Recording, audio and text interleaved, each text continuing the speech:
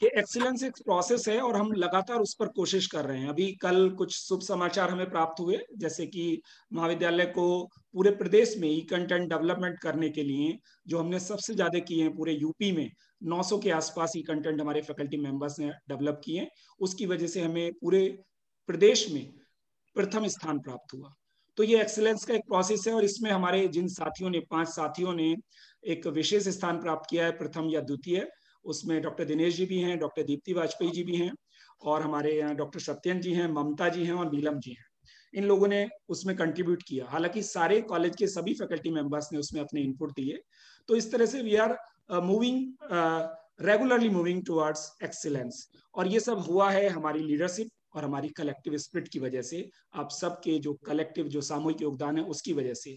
तो मैं औपचारिक रूप से आप सभी के स्वागत उद्बोधन के लिए प्रोफेसर दिव्यानाथ जी को आमंत्रित कर रहा हूं। प्रोफेसर दिव्यानाथ जी। धन्यवाद किशोर। आदरणीय प्रोफेसर सक्सेना जी, जीबीयू के डॉक्टर शानवाल जी और हमारे RHO साहब डॉक्टर राजीव गुप्ता जी, सारे स्टूडेंट्स एंड टीचर्स, ये एक अपने आप में बहुत अच्छी बात है कि इस पूरे साल चाहे हम बहुत विषम परिस्थितियों को झेलते रहे हों, लेकिन IQAC जो हमारी है वो समय से टारगेट्स बनाना, उनको अचीव करने के लिए जो माइलस्टोन्स तय करने हैं उनको करना, और फिर ये ऑनलाइन माध्यम से इन मीटिंग्स को करते रहना हर 3 महीने या चौथे महीने के अंत होने से पहले, ये अपने आप में एक बहुत अच्छी बात है। क्योंकि जब हम अपने घरों में बैठे हैं और एक दूसरे से सामने सामने इंटरैक्ट नहीं कर पा रहे हैं, तो कम से कम इसी माध्यम से जुड़े रहने के साथ हम ये अचीव कर पाते हैं कि हमने क्या क्या इस बीच किया उसको शेयर करें और आगे के जो टारगेट्स हैं उसको अचीव करने के लिए एक समय सीमा निर्धारित कर सकें। क्योंकि टारगेट्स बहुत होते हैं, लेकिन अगर वो समय के साथ पूरे ना किए जाएं तो फिर उनका कोई मायने नहीं रह जाता। अभी मैंने देखा डॉक्टर प्रोफेसर शेरी साहब भी जुड़े हैं, आपका भी बहुत बहुत स्वागत है सर। और धन्यवाद। ऐसे समय में आप सब हमारे स्टेक होल्डर्स समय निकाल करके हम लोगों के साथ जुड़ते हैं इस ऑनलाइन माध्यम से, ये बहुत अच्छी बात है। क्योंकि जो एक प्रोत्साहन चाहिए होता है हम लोगों को निरंतर आगे बढ़ते रहने के लिए, वो आप लोगों के समय देने के वजह से ही संभव हो पाता है। तो आप लोगों का पुनः बहुत बहुत स्वागत और धन्यवाद। और इस बीच में हमने जो भी अचीव किए या नहीं कर पाए किसी कारणवश, उन सब की रिपोर्ट एक आपके IQAC जो हमारे प्रभारी हैं डॉक्टर किशोर कुमार, वो प्रस्तुत करेंगे। तो over to you Kishore. Thank you so much ma'am.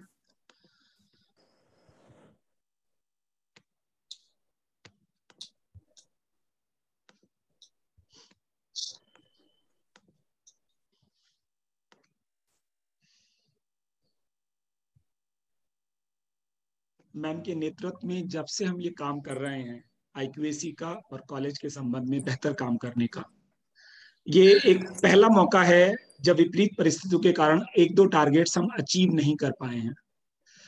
लेकिन ट्रांसपेरेंसी का एक बड़ा महत्व है। अगर हम ट्रांसपेरेंट रहते हैं तो हम अपनी कमियों और अच्छाइयों को, अपनी स्वॉट एनालिसिस को कर पाते हैं। तो बिल्कुल उसी परिप्रेक्ष्य में रिपोर्ट आपके सामने प्रस्तुत है। जो हमने टारगेट्स रखे, जिनको अचीव किया और जिनको नहीं कर पाए, और जिनको नहीं कर पाए उम्मीद करते हैं उन्हें और बेहतर तरीके से आगामी समय में अचीव करेंगे। पुनः स्वागत सभी का। IQAC मीटिंग का ये पैटर्न रहेगा जैसा कि हमेशा होता है। ये लास्ट मीटिंग का एजेंडा था जिस पर हमने डिस्कशन पिछली बार किया था और इन्हें अचीव करना था हमें। और इसमें हमने रखा था कि creating more effective teaching, learning and research environment, more MOUs institution level पर भी और डिपार्टमेंटल लेवल भी। एक ऑर्गेनाइज सेमिनार कराना, नेशनल सेमिनार, चूंकि हम लगभग पिछले 1 साल में हमने कम से कम 25-30 डायलॉग नेशनल और इंटरनेशनल लेवल के किए, लेकिन फिर भी हम फिजिकली एक नेशनल कॉन्फ्रेंस कराने की हमारी कल्चर है, हम जरूर कराते हैं। वो भी हमने इस बार कराई है, उसकी रिपोर्ट आके आएगी। एक कल्चर क्रिएट करना जहां पर हम जॉब सीकर की जगह जॉब प्रोवाइडर हो जाएं, तो उसके लिए भी हम कोशिश कर रहे हैं। हमारी इनोवेशन काउंसिल बहुत बेहतर तरीके से काम कर रही है। इफेक्टिव प्लेसमेंट सिस्टम, जिसको हमारी आईक्यूसी मेंबर शिल्पी ही देखती हैं, वो बिल्कुल उस पर कुछ बेहतर बता पाएंगी। Proposal submission for research project, upgradation of language lab, extension of solar panel system, vocal for local arts and handicrafts, establishment of community radio, celebration of National Youth Day, workshop on ancient wisdom and introduction to new certificate courses। ये हमारे target थे 3 महीने पहले, 4 महीने पहले। उनको हमने किस हद तक अचीव किया है उस पर एक बात कर लेते हैं, फिर आपके जो इनपुट्स होंगे उन्हें लेंगे हम लोग। हम लोगों ने टारगेट किया कि हम ज्यादा बेहतर teaching, learning and research culture create कर सकें। तो इतने ओड एनवायरनमेंट में कभी ऑफलाइन पढ़ाई होती है, कभी ऑनलाइन, लाइब्रेरी की स्थिति क्या है, हम इनपुट्स कितने दे पाते हैं बच्चों को, उसके बावजूद हमने अपने जो निर्धारित समय था उसमें सारा कोर्स पूरा किया और लर्निंग, रिसर्च और एक्स्ट्रा करिकुलर एक्टिविटीज के लिए पूरा समय दिया। कहीं भी कोई गुंजाइश नहीं रखी जिसमें हो सकता है, और उसका परिणाम ये है कि online digital library Uttar Pradesh में कॉलेज ने पूरे प्रदेश में पहला स्थान प्राप्त किया, और इसके साथ साथ 5 हमारे साथियों ने प्रथम या द्वितीय स्थान प्राप्त किया। लगभग 900 से ज्यादा कंटेंट हमने डेवलप किए और उनको वेबसाइट पर डाला। 900 डेवलप तो ज्यादा किए, पर जितने हम डाल पाए, क्योंकि उसके बाद भी कंटिन्यूअसली हमारे लोग, हमारे साथी ई कंटेंट डेवलप कर रहे हैं और पूरी क्वालिटी के साथ डेवलप कर रहे हैं। हर फैकल्टी मेंबर का एक यूट्यूब चैनल है और उस पर आसानी से बच्चे और पूरे देश के लोग एक्सेस कर सकते हैं, या पूरी दुनिया के लोग भी। दूसरा टारगेट हमने रखा था कि more MoUs at institutional and departmental level. तो हमने अभी तक हमारे पास कम से कम 10 के आसपास हमारे डिफरेंट कोलैबोरेशन है, औपचारिक भी, कुछ अनौपचारिक भी। उन सबको हम बेहतर तरीके से कर रहे हैं, लेकिन एम्प्लॉयबिलिटी और वर्क प्लेस स्किल के लिए अभी हमने इस वर्ष एक एमओयू किया है टीएनएस इंडिया फाउंडेशन के तहत, और हर फैकल्टी मेंबर्स और हर डिपार्टमेंट और फैकल्टी ये कोशिश कर रही है कि उनके लेवल पर भी कोई ना कोई एमओयूज भविष्य में जरूर स्थापित हो जाए, ताकि बेहतर रिसर्च और बेहतर कल्चर ऑफ लर्निंग बनाई जा सके। एक नेशनल सेमिनार हमें ऑर्गेनाइज करना होता है, जैसे मैंने अभी इंट्रोडक्शन में बता रहा था, तो इसको हमने इम्प्लीमेंट किया 13 मार्च 2021 को। कोविड प्रोटोकॉल था, तो हमारे पास जो हॉल है उसकी क्षमता लगभग 200 लोगों की है, और हमें मालूम था कि हमारे यहाँ पार्टिसिपेशन लगभग 500 के आसपास होता है। तो हमने जानबूझकर इस कॉन्फ्रेंस को, ताकि एक एरी एनवायरनमेंट रहे, और वायरस के लिए कहा जाता है जितना खुला एनवायरनमेंट होगा उतना इन्फेक्शन के चांसेस कम होंगे, तो पहली बार हमने स्पोर्ट्स ग्राउंड में टेंट लगाकर इस कॉन्फ्रेंस को किया। उसके कुछ स्वरूप में आपको दिखाना चाहूंगा। इस तरह का एनवायरनमेंट रहा, ताकि एक डिस्टेंस भी मेंटेन हो सके और एक ऐसा एनवायरनमेंट रहे जहां इन्फेक्शन के चांसेस न्यूनतम हो। कोविड प्रोटोकॉल का पालन भी किया गया। फिर बात होती है कि कल्चर एक ऐसी क्रिएट किया जाए जहां मैंने कहा कि जॉब सीकर की जगह जॉब प्रोवाइड हो जाए। और प्रोफेसर सैरी हमेशा ये कहते हैं कि बच्चा पढ़ने के बाद जॉब की तरफ ना भागे, बल्कि वो जॉब दे सके। इवन एक छोटा सा जॉब भी लाइफ चेंज कर सकता है, और जॉब की अपनी एक सीमाएं हैं, लेकिन यदि एक इंडस्ट्री या एक छोटा सा स्टार्टअप कोई व्यक्ति लगा लेता है तो लाइफ पूरी चेंज करता है अपनी। क्योंकि बहुत, जैसे कहते हैं ना, वृक्ष जब बीज की तरह रहता है, लेकिन जब वो वृक्ष बन जाता है तो इतने लोगों को हवा पानी दे सकता है कि वो स्वयं के लिए नहीं, सोसाइटी के लिए भी एक बड़ा हो सकता है। तो उसके लिए लगभग इस माहौल में भी कई इंडस्ट्रियल विजिट की, और इसके अलावा कम से कम 6 कॉन्फ्रेंस हमने ऑनलाइन की, जिसमें बच्चों को स्टार्टअप शुरू करने के लिए या डिफरेंट तरह की एक्टिविटीज के लिए काउंसिल ने अपनी गतिविधियां की हैं। इफेक्टिव प्लेसमेंट सिस्टम के लिए अभी हम देखें, हमें सबसे बड़ी चिंता पिछले नैक के दौरान ये थी कि हम कैसे ऐसी स्थिति लाएं कि हमारे ज्यादा से ज्यादा बच्चे प्लेस्ड हो जाए।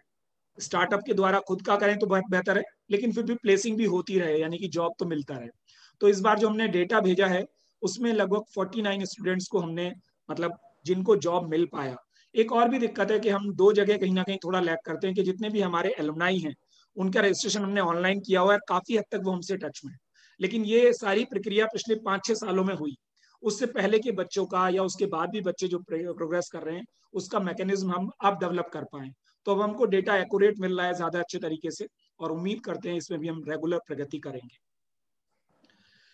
एक और बात हमने अभी टारगेट रखा था कि प्रोजेक्ट्स मिलने चाहिए, और प्रोजेक्ट्स के लिए अप्लाई करें, लेकिन दिक्कत है कि फंडिंग की प्रॉब्लम्स कहीं ना कहीं, या कहें कि अभी ट्रांजिशन फेज है, कि न्यू एजुकेशन पॉलिसी के अंतर्गत कुछ ऑर्गेनाइजेशन नए बनने वाले हैं, तो पता पड़ा यूजीसी के पास भी फंडिंग की कमी है। यूजीसी भी ये सोचता है कि वो कब नेशनल हायर एजुकेशन कमीशन बनेगा, तो कहीं ना कहीं प्रोजेक्ट्स कम निकल रहे थे।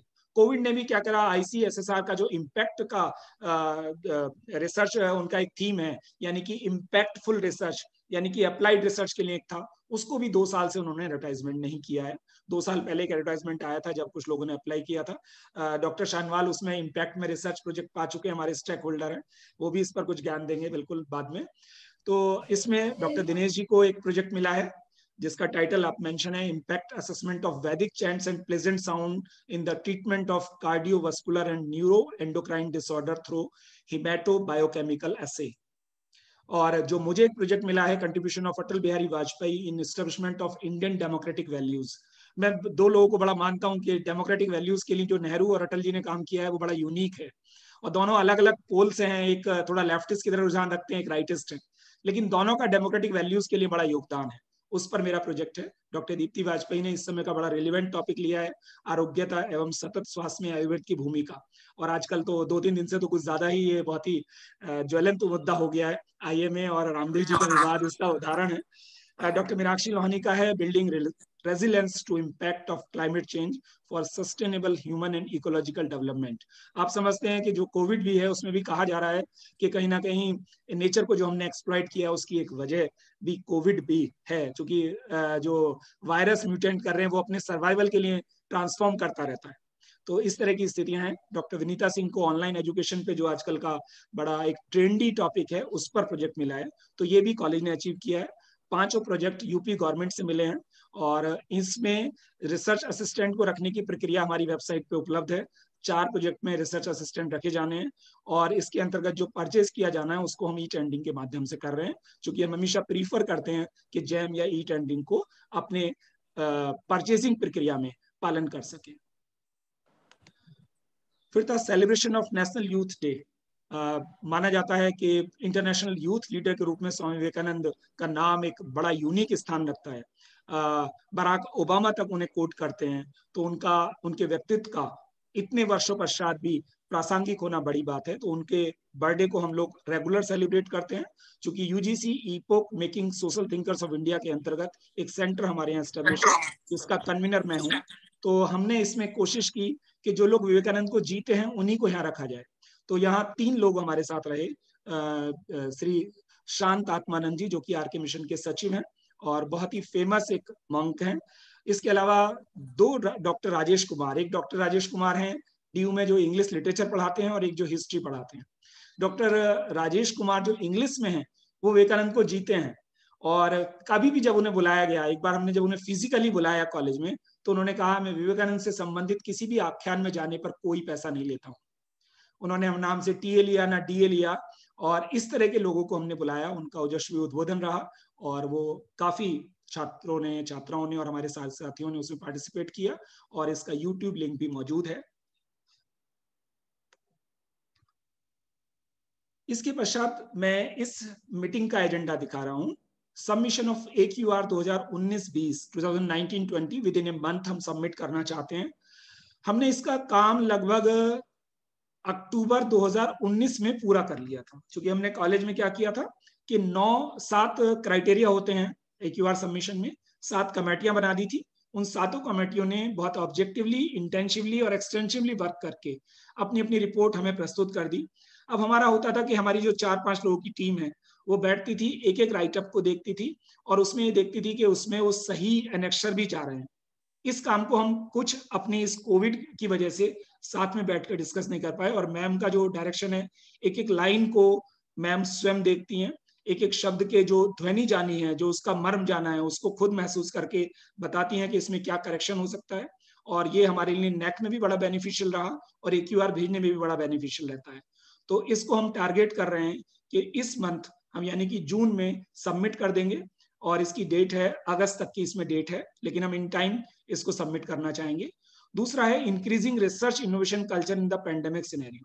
कैसे हम रिसर्च और इनोवेशन में इस माहौल में, जब हमारा फेस टू फेस संवाद कम होता है, जब हम फेस टू फेस ऑफलाइन कम कर पाते हैं, तब हम कैसे करें।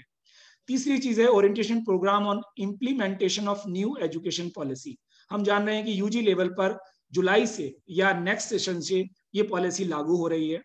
और एक बड़ी अचीवमेंट ये है इस कॉलेज का कि कॉलेज इसकी प्रदेश की स्टीयरिंग कमेटी में डॉक्टर दिनेश शर्मा मेंबर हैं, प्रोफेसर दिव्या नाथ जी उसकी सुपरवाइजिंग कमेटी में, आर्ट्स एंड ह्यूमैनिटीज यानी कि लगभग 40 विषय का जो सिलेबस डिजाइन हो रहा है मैम उसकी एंकर हैं, और उसमें हर सिलेबस मैम के स्तर से फॉरवर्ड होके पूरा एग्जामिन होके आगे जाता है।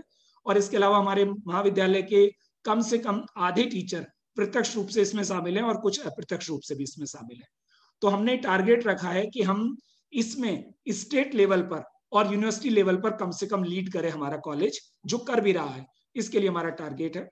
दूसरी चीज है increasing teachers and students involvement with मूक एंड अर्पित, या जितने ऑनलाइन पोर्टल्स हैं और जिनको गवर्नमेंट ऑफ इंडिया ने स्टैंडर्डाइज किया है और प्रिस्क्राइब किया है या एंडोर्स किया है, उनके माध्यम से हम ज्यादा से ज्यादा लर्निंग कर सकें।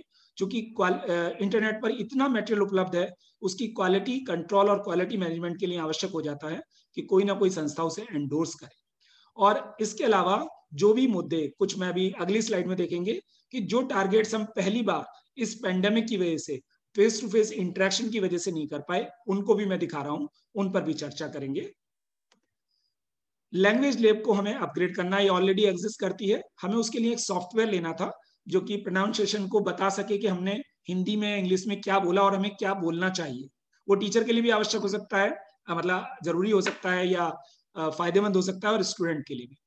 एक्सटेंशन ऑफ सोलर पैनल, जो हमारे यहाँ अभी ज्यूलॉजी की लैब बनी है उसमें सोलर पैनल सिस्टम ऑलरेडी लगा हुआ है 5 kVA का, लेकिन हमने सोचा था कि हम इसका विस्तार कर पाए, इस पर हम अभी लैग कर रहे हैं।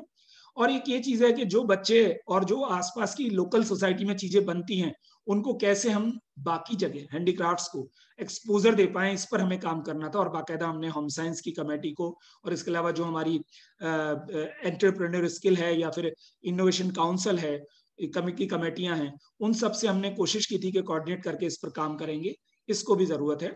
एक कम्युनिटी रेडियो एस्टेब्लिश करने की बात हम लोगों ने जब इंटरनेशनल कॉन्फ्रेंस कराई थी तो वहाँ कम्युनिटी रेडियो हमारे साथ पार्टनर था, और उनका जो फेडरेशन है उसमें हमारे मित्र मौजूद हैं, और वो शानवाल जी को भी जानते हैं और मेरे भी मित्र हैं।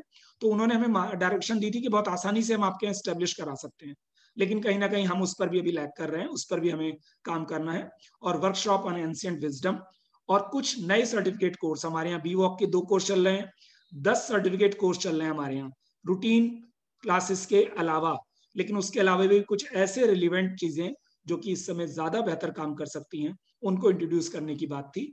तो ये है हमारा आज का एजेंडा। आप सबका डिस्कशन के लिए, कमेंट्स के लिए और आपके जितने भी इनपुट्स हैं उनके लिए आपका स्वागत है। धन्यवाद।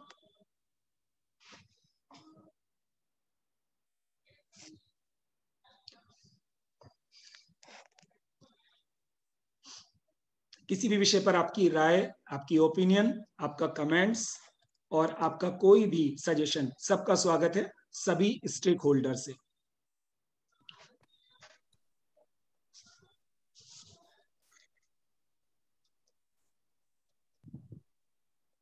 डॉक्टर किशोर, हेलो। जी सर। जी सर, आवाज आ रही है। अच्छा। तो सबसे पहले तो मैं मायावती गर्ल्स पीजी कॉलेज के पूरे स्टाफ को इस बात के लिए कांग्रेचुलेशन देना चाहूँगा कि उन्होंने ई कंटेंट डेवलपमेंट यानी कि ऑनलाइन डिजिटल लाइब्रेरी जिसमें 900 स्क्रिप्ट्स आपकी हैं, उसमें पूरे स्टेट में ये जो एक फर्स्ट रैंक हासिल किया है, ये बहुत क्रेडिट की बात है। इतने पुराने, इतने सारे इंस्टीट्यूट्स, वो भी प्राइवेट और सेल्फ फंडिंग होने के बावजूद आप लोगों का ये बहुत बड़ा अचीवमेंट है। आप लोगों ने जो सेमिनार कराया था ओपन ग्राउंड में, उसकी भी ग्लिम्स हम तक पहुंची थी और उसकी कुछ जानकारी हमें थी। That was also a grand success. आपके 49 स्टूडेंट्स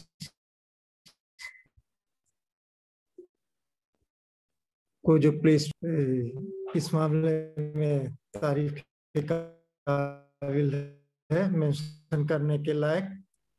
अभी यूपी गवर्नमेंट से जो 5 स्टाफ मेंबर्स में doctor Dinesh, doctor Kishore, doctor Meenakshi, doctor Vinita and someone more colleague को जो प्रोजेक्ट मिले हैं, इसके लिए भी आपको बधाई। इस कोरोना काल में जबकि करीब करीब सब कुछ पैरालाइज था, इतनी एक्टिविटीज हुई, लेकिन आने वाला टाइम अगर नेशनल एजुकेशन पॉलिसी इंप्लीमेंट हो गई इस कमिंग सेशन में, that may be quite challenging, क्योंकि फर्स्ट टाइम इंप्लीमेंट हो रहा है। हालांकि आपका कॉलेज एक नोडल सेंटर है जो पूरे मेरे ख्याल से स्टेट को जहां से जो है सीख मिलेगी, लेकिन अभी भी देखने पे ऐसा लगता है कि कुछ चीजें हैं जहां दिक्कतें आएंगी। जैसा मैं समझ पा रहा हूं, अगर ये सच इसी फार्म में लग जाता है, और जाहिर है मेरे ख्याल से अब जून आने ही वाला है, तो अगर लग गया तो फिर जो एडमिशन शुरू ही हो जाएंगे, तो first major is okay, second major is okay, third major में जो साइंस के स्टूडेंट हैं बीएससी के, उन्हें किसी दूसरी डिसिप्लिन का सब्जेक्ट लेने में कोई दिक्कत नहीं आएगी। पूरी आर्ट्स एंड ह्यूमैनिटी से कहीं से उठा सकते हैं। कॉमर्स एक कॉम्पैक्ट सब्जेक्ट है, वो साइंस का पोर्शन नहीं ले सकते, मगर फिर भी वो आर्ट्स और लैंग्वेज कुछ भी ले सकते हैं। लेकिन जो आर्ट्स के स्टूडेंट हैं, ना तो वो साइंस का ले पाएंगे और ना कॉमर्स का ले पाएंगे। और आर्ट्स के स्टूडेंट कम से कम 60% होते हैं, यानी कि अमूमन 1000 स्टूडेंट अगर UG1 में एडमिट होते हैं तो 600 से कम नहीं होते। दैट विल बी एक प्रॉब्लम। दूसरा जो है, वो जो वोकेशनल एजुकेशन वाला पोर्शन है, कहाँ पे वो होगा, क्योंकि वो एक नहीं, 2 नहीं, 3-4 सेमेस्टर तक स्प्रेड है। क्योंकि अभी हमारे पास वोकेशनल एजुकेशन के इतने इंस्टीट्यूट तो है नहीं, जैसे आमतौर से कम्युनिटी कॉलेज, DDK के, या इवन पॉलिटेक्निक, जहाँ पे ये आमतौर पे ये चीजें होती हैं जिनसे आप रिसोर्स शेयरिंग करके ये सब कर सकते हैं।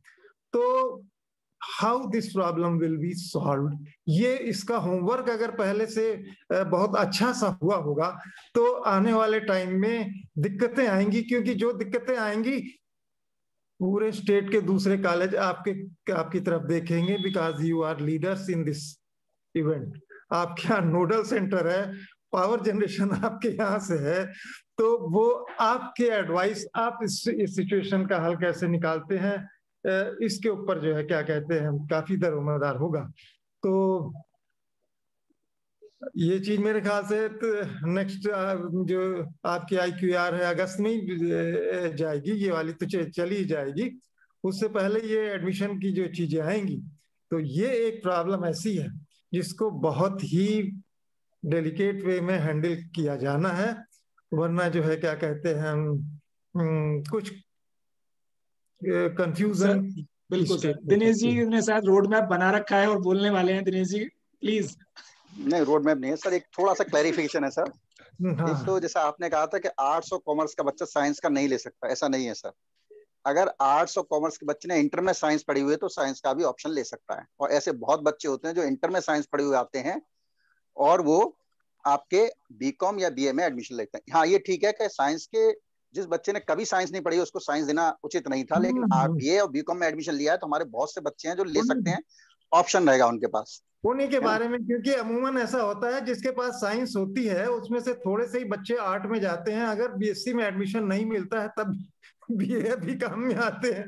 हम लोग यहाँ रामपुर में ऐसा ही होता, जो नहीं आ पाते थे वो BA में जाते थे, मगर जिनको मिल जाता था वो साइंस स्ट्रीम नहीं छोड़ते थे। प्रॉब्लम तो अब उनके लिए ऑप्शन रहेगा सर, BA के साथ भी साइंस पढ़ सकते हैं, मतलब अगर उन्होंने इंटर साइंस किया तो मतलब ऑप्शन खुला हुआ है। एक कंडीशन जरूर है सर। और दूसरा क्या है सर, जो स्किल ओरिएंटेशन की बात थी सर, इसमें आपने देखा होगा स्टेट लेवल पे मतलब वो MOU साइन हुए हैं, MSME डिपार्टमेंट से हो गया है, पॉलिटेक्निक ITI की कमेटी बनी हुई है, पॉलिटेक्निक ITI और इंजीनियरिंग कॉलेज ये भी कोलैबोरेट करेंगे अपने नियर बाई कॉलेज से। तो वो तो मतलब नेचुरली बहुत बड़ा काम है, लेकिन वो एक MOU साइन हो गया, एक के MOU साइन होने की प्रक्रिया चल रही है सर। थियोरेटिकली इट मींस, मतलब ऐसा लगता है कि इट इज ओके, लेकिन जैसे हम थोड़ा सा रामपुर प्रैक्टिकल प्रॉब्लम आएंगी सर, नेचुरली कोई चीज लागू होगी तो प्रैक्टिकल प्रॉब्लम रामपुर बहुत का आएंगी सर। हमें अंदाजा है क्योंकि हमारे रजा कॉलेज से करीब 1300 बीए में, 600 बीएससी में, 400 बीकॉम में, और इसी तरह से दूसरे तीसरे सब को करीब 6000 यूजी स्टूडेंट हैं। और वहां पे मेरी जानकारी में कोई वोकेशनल इंस्टीट्यूट नहीं है, सिर्फ एक पॉलिटेक्निक है जो उनके अपने ही 250-300 स्टूडेंट एडमिट होते हैं। तो ये 6000 स्टूडेंट की वोकेशनल नीड्स कौन कैटर करेगा? क्योंकि एक नहीं, दो नहीं, तीन नहीं, 4 सेमेस्टर की बात है। वो थ्योरी की नहीं, थ्योरी और प्रैक्टिकल दोनों की बात है। तो ये धीरे धीरे सेट हो जाएगा। इनिशियली थोड़ी सी जो दिक्कतें आएंगी ये कम से कम आए, इसका जो है क्या कहते हैं, थोड़ा सा होमवर्क हो जाए। आप लोगों ने डेमोयू जगह जगह से साइन कर रखा है, यू आर लीडिंग इंस्टीट्यूशन, लेकिन मुझे लगता है कि हो सकता है सब कॉलेज में इतनी जागरूकता न हो, वो जब एडमिशन करने बैठे तभी सोचें कि ये क्या है, अब क्या करना है, लाओ अब बात कर लेते हैं। मेरठ में तो ये हो रहा है सर, एडमिशन होने से पहले हर कॉलेज के पोर्टल पे वो कौन से कोर्स चला सकते हैं, और कभी ये नहीं जरूरी है पॉलिटेक्निक ही लेंगे सर। अगर आपके यहाँ रामपुर में चाकू बनता है तो रामपुर चाकू बनाने वाला भी एक स्किल कोर्स चला सकता है सर, है ना। मतलब ये नहीं है कि उसके लिए इंडस्ट्रियल या वही होना जरूरी है, बहुत छोटे क्रेडिट कोर्स हैं। इवन तो जब पढ़ा लिखा भी हो ना, एक कहाँ रजिस्टर्ड आदमी होगा तो उससे भी आप ये कर सकते हैं, आप हमारे बच्चों को ये सिखा दीजिए, वो आगे सीखेगा। तो जहाँ जिसकी जैसी व्यवस्थाएं चलाई जा रही है, हाँ प्रैक्टिकल प्रॉब्लम तो जब ही आएंगी जब प्रैक्टिकली लागू होगी। हाँ हाँ हाँ। और वैसे भी क्या कहते हैं, सबसे पॉपुलर तो अपना जो है बेसिक कंप्यूटेशन और कम्युनिकेशन टेक्नोलॉजी है, इसको तो कहीं भी जो है क्या कहते कंपलसरी हैं सर, ये कंपलसरी कोर्स है सर, कंपलसरी में शामिल हो गया सर। बिल्कुल सर, जो सैद्धांतिक चीजें रहती हैं जब व्यवहार में लागू होती हैं तो कहीं ना कहीं कोई दिक्कत जरूर आती है, और उसको उस समय शॉर्ट आउट करना ही पता लगता है कि हम कितनी अच्छी लीडरशिप दे पा रहे हैं, कितना अच्छा कर पा रहे हैं। बिल्कुल। प्रोफेसर सेहरी नेशनल लेवल पर न्यू एजुकेशन पॉलिसी के इम्प्लीमेंटेशन में शामिल हैं। सर कुछ कहना चाहेंगे प्रोफेसर सेहरी? देखिए, पहले तो मैं इस कॉलेज के प्राचार्य और सभी प्राध्यापकों को बधाई देता हूं कि जिन्होंने इस कोविड के पीरियड में इतना अच्छा काम किया कि प्रदेश की डिजिटल लाइब्रेरी में आपके 900 से अधिक कोर्सेज आप लोगों ने लोड किए। तो देखिए, न्यू एजुकेशन पॉलिसी में काफी चीजें हैं, और जैसा आप लोग कह रहे हैं कि भाई कोई भी नई चीज इंप्लीमेंट करते हैं तो प्रॉब्लम्स आती हैं, लेकिन इस पे काफी काम चल रहा है और हर प्रॉब्लम को बड़ी बारीकी से एनालाइज किया जा रहा है कि इम्प्लीमेंटेशन में क्या क्या प्रॉब्लम आएंगी। अभी 2 लेटेस्ट डेवलपमेंट हैं। अगर आप यूजीसी की वेबसाइट देखेंगे तो सारे कॉलेजेस और यूनिवर्सिटीज के लिए उन्होंने एक प्रपोजल तैयार किया है हाइब्रिड लर्निंग का, जिसमें उनका प्रपोजल है कि 40% एजुकेशन हाइब्रिड मोड में होगी, और उस पे कमेंट्स मांगे गए। तो मेरे को पता नहीं कि आप तक वो सर्कुलर आया या नहीं आया, otherwise it's available on the website of university grant commission. और दिल्ली यूनिवर्सिटी में काफी उसको लेकर चर्चा चल रही है, कई यूनिवर्सिटीज में चर्चा चल रही है कि 40% हाइब्रिड मोड में होना चाहिए कि नहीं होना चाहिए, और होना चाहिए तो किस तरह से इम्प्लीमेंट होगा। तो चांस की बात है कि उस कमेटी ने जिसने ये रिपोर्ट बनाई है, उस कमेटी का मैं भी एक मेंबर था। उसमें हमने सजेशन दिया है कि किस तरह से कॉलेजेस में और यूनिवर्सिटीज में हाइब्रिड लर्निंग इम्प्लीमेंट की जा सकती है, और उसका एक हमने मॉडल सजेस्ट किया है, उसमें कमेंट्स मांगे हैं। तो पहला पॉइंट तो यही है कि जब न्यू एजुकेशन पॉलिसी के साथ ही इसको इम्प्लीमेंट करने का प्लान है, तो अगर आप लोगों के कुछ ऑब्जर्वेशन हैं, क्योंकि आप लोग न्यू एजुकेशन पॉलिसी को इम्प्लीमेंट करने में काफ़ी आगे हैं और काफ़ी अच्छा काम कर रहे हैं, तो आप लोग प्लीज़ अपने सजेशन उस यूजीसी के पोर्टल पर ज़रूर दें, जिससे कि कॉलेजेस में क्या प्रॉब्लम आती हैं हम लोगों को पता चल पाए। दूसरा, एक नई स्कीम है जिसको कहते हैं ABC, academic bank of credit, तो वो भी इम्प्लीमेंट होने जा रहा है। उसमें यह है कि कोई भी बच्चा अगर आपके यहाँ एनरोल्ड है तो कुछ क्रेडिट वो दूसरे इंस्टीट्यूट से या दूसरे कॉलेज से पूरा कर सकता है। उसमें भी सजेशंस मांगे गए हैं, मेरे को पता नहीं कि आप लोगों ने उसमें अपने सजेशन दिए हैं या नहीं दिए हैं। तो मेरा सुझाव ये होगा कि दोनों पॉइंट्स बहुत ही रिलेवेंट पॉइंट हैं और बहुत ही इम्पोर्टेंट पॉइंट हैं। तो आप लोगों के यहाँ इसको इम्प्लीमेंट करने में क्या क्या प्रॉब्लम्स आ सकती हैं, तो अपने सुझाव जरूर आप एबीसी पे और हाइब्रिड लर्निंग पे, दोनों पे जरूर दें। तीसरा, इसमें जो न्यू एजुकेशन पॉलिसी में एक पॉइंट है multiple entry and multiple exit, उस पे भी जरा थोड़ा सा आप लोगों को ध्यान देना पड़ेगा कि अगर अभी कोई बच्चा ग्रेजुएशन में एडमिशन ले रहा है, बीए, बीकॉम या बीएससी में ले रहा है, तो ये जरूरी नहीं है कि वो 3 साल तक या 4 साल के कोर्स में 4 साल तक आपके महाविद्यालय में कंटिन्यूअसली पढ़े। 1 साल के बाद वो ब्रेक ले सकता है और 2 साल के बाद दोबारा वो सेकेंड ईयर में एडमिशन के लिए आपके पास आ सकता है। उसको भी आप लोग कैसे इम्प्लीमेंट करेंगे, उस पर भी थोड़ा सा आप लोग ध्यान दें, क्योंकि ये एक न्यू एजुकेशन पॉलिसी में बड़ा इम्पोर्टेंट मुद्दा है। तीसरा, टेक्नोलॉजी का यूज। न्यू एजुकेशन पॉलिसी में एक सेपरेट वर्टिकल है, तो जिसमें कि टेक्नोलॉजी का यूज कितना और कैसे किया जाए, उसके लिए एक सेपरेट कमेटी फॉर्म हुई है जिसने अपनी रिपोर्ट ऑलरेडी मिनिस्ट्री को सबमिट कर दी है।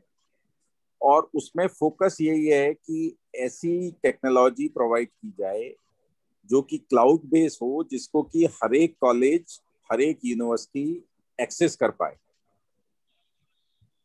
For example, learning management system. अभी लर्निंग मैनेजमेंट सिस्टम बहुत सारे कॉलेजेस के पास या तो है नहीं, या है तो वो उसको पूरी तरह से यूज नहीं कर पा रहे। उसका रीजन ये है कि एग्जामिनेशन यूनिवर्सिटी कराती है, मार्क्स यूनिवर्सिटी भेजती है, रिजल्ट यूनिवर्सिटी डिक्लेयर करती है।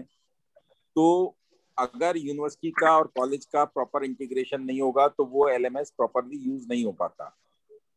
तो उसमें भी सजेशन ये है कि इस तरह का फ्रेमवर्क डिजाइन किया जाए जो कि यूनिफॉर्म हो, जिससे कि कॉलेज, यूनिवर्सिटी और जो एफिलिएटेड कॉलेजेस आसपास के हैं, या जैसे आप लोगों ने कहा कि आप पॉलिटेक्निक की या आईटीआई की हेल्प ले सकते हैं, तो सभी लोग एक यूनिफॉर्म प्लेटफॉर्म यूज करें जिससे कि इन सब चीजों का एक प्रॉपर इंटीग्रेशन हो पाए।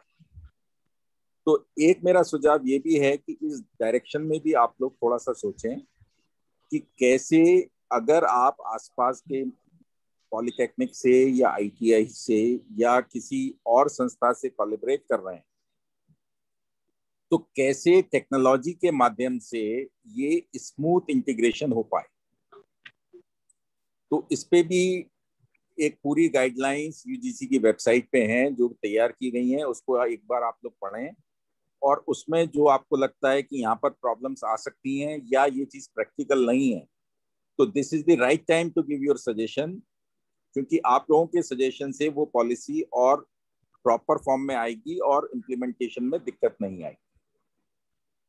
बाकी आपका कॉलेज बहुत अच्छा काम कर रहा है, मैं आप सबको बहुत बहुत बधाई देता हूँ कि आप लोग इस पीरियड में भी इतना प्रोएक्टिवली काम कर रहे हैं। बहुत बहुत बधाई, धन्यवाद सर।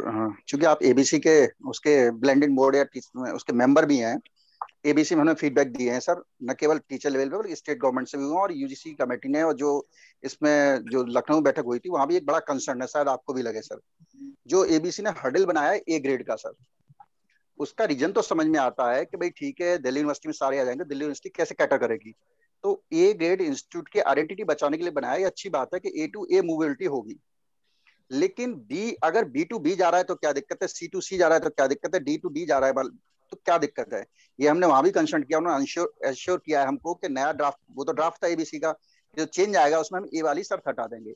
लेकिन फिर भी आप भी ध्यान, आपसे भी रिक्वेस्ट है सर, अगर आपके मेंबर हैं, कि अगर ये शर्त लगा ली तो जो इतना बड़ा क्रेडिट मोबिलिटी की बात लगाई है, यूपी में तो ए ग्रेड 1-2 कॉलेज मिलेंगे आपको, यानी सारे कॉलेजों की मोबिलिटी खत्म, तो उस हर्डल को हटाया जाए। हाँ, हर इंस्टीट्यूट की आइडेंटिटी बचानी है, तो बी वाले बच्चे का, अगर बी से कोई स्टूडेंट पढ़ा हुआ है तो बी में जाने की उसे परमिशन होनी चाहिए, सी में तो सी है, हाँ ए से बी में आनी चाहिए, लेकिन बी वाला ए में न जाए, ये बात ठीक है। लेकिन एक सबसे बड़ी दिक्कत वहां थी। दूसरे, इसमें ब्लेंडेड मोड में सर जो प्रॉब्लम आ रही है वो 40% वाली आ रही है। इसको इनिशियली इसने 20% किया था, वो अच्छा मॉडल था। दिल्ली यूनिवर्सिटी का तो कंसर्न अलग है जिस मुद्दे पे वो बात कर रहे हैं। 20% अच्छा था, लेकिन अब एकदम बहुत बढ़ा दिया है। इसको अगर वॉलंटियर करेंगे ज्यादा बेस्ट रहेगा, अगर बाइंडिंग कर दिया तो इसके फेल्यूर होने के चांसेस बहुत बढ़ जाएंगे 40%, क्योंकि हमारे स्टेट में या ज्यादातर स्टेट में बड़ी दिक्कत होगी कि इस परसेंटेज इतना ज्यादा कंटेंट को या इतना ज्यादा टीचिंग ऑनलाइन या डिजिटल मोड से हो सके। तो उसको वॉलंटियर या इच्छुक रखा जाए, जैसे हमने अभी रखा है। यूपी का जो लागू हो रहा है, यूपी अपना एक और चीज बता दूं सर, यूपी में भी एबीसी, जो आप इंटीग्रेशन की बात कर रहे हैं, पूरा सारी यूनिवर्सिटी, सारे कॉलेज, सारे स्टेट के जितने भी हैं, सारे एक सिंगल एबीसी स्टेट लेवल ने अपना बता दिया था उनको कि हम स्टेट लेवल पे अपना एक academic bank of credit develop कर रहे हैं, जिसमें हमारे स्टेट के सारे इंटीग्रेट करेंगे। और वो मोस्ट प्रोबेबली जून या जुलाई तक चालू हो जाएगा। उसमें काफी काम हो गया उसका, मैं भी मेंबर हूँ सर। तो इंटीग्रेशन की बात चल रही है सर। डॉक्टर दिनेश जी, आपका बहुत अच्छा सजेशन है, लेकिन मेरा निवेदन यही होगा कि अगर आप इसको पोर्टल पे डाल सर रिटेन देंगे। में मेल किए हुए हैं, रिटेन में मेल किए हुए हैं। हाँ, और तो वो हाँ देखिए, भेज दिए एक सर। एक कमेंट को बड़ा माइन्यूटली देखा जा रहा है और उस पर डिस्कशन हो रहा है, और जो भी पॉइंट्स प्रैक्टिकली इम्प्लीमेंट करने में पॉसिबल है वो किए जाएंगे। तो अभी कमेटी ने कोई भी फाइल क्लोज नहीं की है और कोई भी ऐसा फोर्सली किसी भी चीज को इम्प्लीमेंट नहीं किया जा रहा है। तो बहुत अच्छे सजेशन आ रहे हैं, और लोग, क्योंकि नई चीज है तो नेचुरली प्रॉब्लम्स आती हैं इम्प्लीमेंटेशन में, तो सारी मुद्दों को ध्यान में रख के ही मेरे ख्याल से मंत्रालय और यूनिवर्सिटी ग्रांट कमीशन कोई भी निर्णय लेगा। ब्लेंडेड लर्निंग में तो सर सबसे बड़ा हर्डल वही है कि बच्चों के पास जो है वो या तो डिवाइस नहीं होता है कोई अपना, जिसको कि वो पूरे टाइम अपने पास रखें। मतलब घर में मोबाइल फोन या टैबलेट अगर होते भी हैं तो 2-3 बच्चों में वो परिवार में शेयर हो रहे होते हैं। तो एक तो डिवाइस की प्रॉब्लम है, दूसरे जब डिवाइस होता है तो फिर वो रूरल एरियाज में वाईफाई की दिक्कत, क्योंकि हम लोगों के कॉलेज के बच्चे तो फिर भी जैसे शहर के आसपास के हैं तो वो ऑनलाइन क्लासेस में और इवन ऑनलाइन इंटरनल एग्जाम वगैरह दे लेते हैं और कर लेते हैं किसी तरीके से टीचिंग भी और एग्जाम भी। लेकिन जो दूर दराज के इंटीरियर के कॉलेजेस हैं गवर्नमेंट के, उन सब जगह यही समस्या है कि या तो डिवाइस नहीं है, डिवाइस है तो वाईफाई नहीं है। अब ये प्रॉब्लम तो जो है वो हम लोग के स्तर से सॉल्व होनी मुश्किल है, इसमें तो गवर्नमेंट को ही कुछ करना होगा। हाँ मैडम, आप जो बात कह रही हैं इस पॉइंट पे काफी डिस्कशन हुआ है और अभी भी चल रहा है, और इस प्रॉब्लम को कैसे रिजॉल्व किया जाए उसके लिए भी इस रिपोर्ट में कुछ सजेशन दिए गए हैं। तो इसीलिए मेरा आप लोगों से बार बार निवेदन है कि जो प्रॉब्लम जेन्युइनली आप लोग फेस कर रहे हैं उसको कृपया शेयर जरूर करें और वो यूजीसी तक पहुंचे, जिससे कि वो उस प्रॉब्लम को कमेटी मेंबर्स को फॉरवर्ड करें। जी तो सर, अभी ये पोर्टल ओपन है और इस पे अभी सजेशन मांगे जा रहे हैं। बाकी तो सर हम डेट लोग एक्सटेंड कर दी गई है ना उसकी सर, एबीसी की तो डेट यूनिवर्सिटी एक्सटेंड हो गई ना। जी जी, यूनिवर्सिटी की हम लोगों की तो मेरठ में वो टास्क फोर्स बन गई है और वो एक एक मुद्दे को टेकअप कर रही है, मतलब वीसी के लेवल पर। और एडमिशन है या फिर ये जो स्किल के कोर्सेज हैं, वोकेशनल कोर्स हैं, कंपलसरी कोर्सेज जो हैं उनको कौन पढ़ाएगा और कैसे करके, ये सारी चीजें एक एक करके मीटिंग में हो रही हैं डिस्कस। उसके हम लोग मेंबर भी हैं, मैं भी हूँ और डॉक्टर दिनेश शर्मा जी भी हैं। तो ये है कि उसमें जो समस्याएं सामने जैसे जैसे आएंगी उसका फिर हम लोग जहां आप कह रहे हैं पोर्टल पे वो सजेशन देते जाएंगे, क्योंकि वीसी साहब भी बाकी यूनिवर्सिटीज जो यूपी की हैं उनके यहाँ के सजेशंस कौन कैसे कर रहा है, आगरा यूनिवर्सिटी क्या कर रही है, कानपुर यूनिवर्सिटी क्या कर रही है, वो मीटिंग्स में बताते रहते हैं। तो आपस में भी शेयर हो रहा है यूपी में, और यूजीसी के पोर्टल पे भी हम लोग डाल देंगे अगर कोई मेजर बात सामने आई तो, ताकि वो और जगह भी जो है वो पता चल इसका जाए। तो स्टेट लेवल रिप्रेजेंटेशन हुआ है सर। 16 फरवरी को बैठक थी जहां आपकी कमेटी के लोग आए हुए थे लखनऊ में, और हमारे विभाग की तरफ से ऑफिशियल मैंने तो इंडिविजुअल दिया है, वो दिया है, विभाग ने भी अपने उसमें राय दी है कि ये चीजें होनी चाहिए उन्होंने, और इस मुद्दे को माना भी कि हाँ आपका कंसर्न ठीक है करेंगे। लेकिन वहां क्या होता है बात अलग है, ये वाला हर्डल बहुत बड़ा था उसमें। नहीं, देखिए, मेरा निवेदन ये है कि यूनिवर्सिटी लेवल पे, स्टेट लेवल पे, डिस्ट्रिक्ट लेवल पे तो सजेशन आ ही रहे हैं। इवन जैसे आपकी IQAC कमेटी में कुछ स्टूडेंट्स भी इन्वॉल्व हैं, तो स्टूडेंट्स क्या प्रॉब्लम फेस कर रहे हैं, स्टूडेंट भी अपने कमेंट्स डालें, कुछ गार्जियन भी इन्वॉल्व हैं तो गार्जियन भी अपने कमेंट्स डालें, जिससे कि हमें पता चले कि जेन्युइनली प्रॉब्लम्स कहाँ कहाँ आती हैं। कभी कभी एज ए टीचर हम लोगों को ये नहीं मालूम पड़ता है कि पेरेंट्स क्या प्रॉब्लम फेस कर रहे हैं या बच्चे क्या प्रॉब्लम फेस कर रहे हैं। तो अगर ये लोग अपनी प्रॉब्लम्स को, जो जेन्युइन प्रॉब्लम्स हैं, अगर उसको डालेंगे तो नेचुरली उसको कंसीडर किया जाएगा और वो पॉलिसी एक अच्छे फॉर्म में आ पाएगी और इम्प्लीमेंट हो पाएगी। सर, एक सबसे बड़ी समस्या तो कम से कम मेरठ यूनिवर्सिटी में जो हम लोग देख रहे हैं कि इतने सारे कॉलेजेस हैं, मतलब 1000 से ऊपर, कि उसमें इम्प्लीमेंटेशन जो है वो एक बहुत बड़ा चैलेंज हो जाता है कि जब इतने सारे चेंजेस न्यू एजुकेशन पॉलिसी में एक साथ लाए जा रहे हैं तो पहले तो टीचर्स हो या स्टूडेंट्स हो सबको वो बताना कि ये चेंजेस हैं क्या, तभी तो वो एडमिशन लेंगे टीचर्स, और बच्चे समझेंगे तभी तो वो सब्जेक्ट्स का चयन करेंगे। तो एक बहुत बड़ा चैलेंज है कि एक एक कॉलेज तक ये इंफॉर्मेशन पहुंचे कि किस तरीके से काम होना है, तब तो फिर वो आगे काम कैसे करना है इस पर ध्यान देंगे। तो इसमें यही है कि अगर गवर्नमेंट इतना ही समझ जाती कि छोटी छोटी यूनिवर्सिटीज हों जहाँ पर कि मतलब 200-250 से ज्यादा कॉलेजेस ना हो एक यूनिवर्सिटी में, तो ये सारा काम जो है वो ज्यादा आसान हो जाता है। अब सहारनपुर यूनिवर्सिटी एक अलग बनाई भी गई है, तो वो भी पता नहीं फंक्शन कब से करेगी, अभी मालूम नहीं। और इधर के गौतम बुद्ध नगर और गाजियाबाद के कॉलेजेस को जीबीयू में डालने की बात हो रही है, लेकिन वो बात ही होती रहती है, सिर्फ आगे उस पर कोई इम्प्लीमेंटेशन होता नहीं दिखता। तो मेरठ यूनिवर्सिटी में इतने सारे कॉलेजेस हैं कि अगर एक मीटिंग भी करनी हो हर कॉलेज को लेकर के तो एक साथ एक प्लेटफॉर्म पे बैठकर हो ही नहीं सकती। ये एक रिफ्रेशर कोर्स किया गया था एनईपी के बारे में, उसमें आप समझिए कि 1000 कॉलेजेस में से मुश्किल से 200-250 ने पार्टिसिपेट किया था, बाकियों को तो अभी पता ही नहीं होगा कि जुलाई अगस्त से होना क्या है। तो एक सबसे बड़ा चैलेंज तो यही है। नहीं मैडम, प्रॉब्लम्स तो देखिए बहुत सारी हैं, लेकिन हम लोग सब लोग मिलके अगर इनको रिजॉल्व करने की कोशिश करेंगे तो ऐसा नहीं है कि इनको रिजॉल्व नहीं कर पाएंगे, क्योंकि मैंने कई मीटिंग्स में देखा कि तरह तरह की प्रॉब्लम्स आती हैं, लेकिन जब हम लोग डिस्कस करते हैं तो हर प्रॉब्लम का सॉल्यूशन भी निकल के आता है। तो टाइम लगेगा, मैं ये नहीं कह रहा हूँ कि एनईपी ओवरनाइट इम्प्लीमेंट हो पाएगी, लेकिन पॉलिसी बहुत अच्छी है, बच्चों के इंटरेस्ट में है, कंट्री के इंटरेस्ट में है, यूनिवर्सिटीज कॉलेज के इंटरेस्ट में है।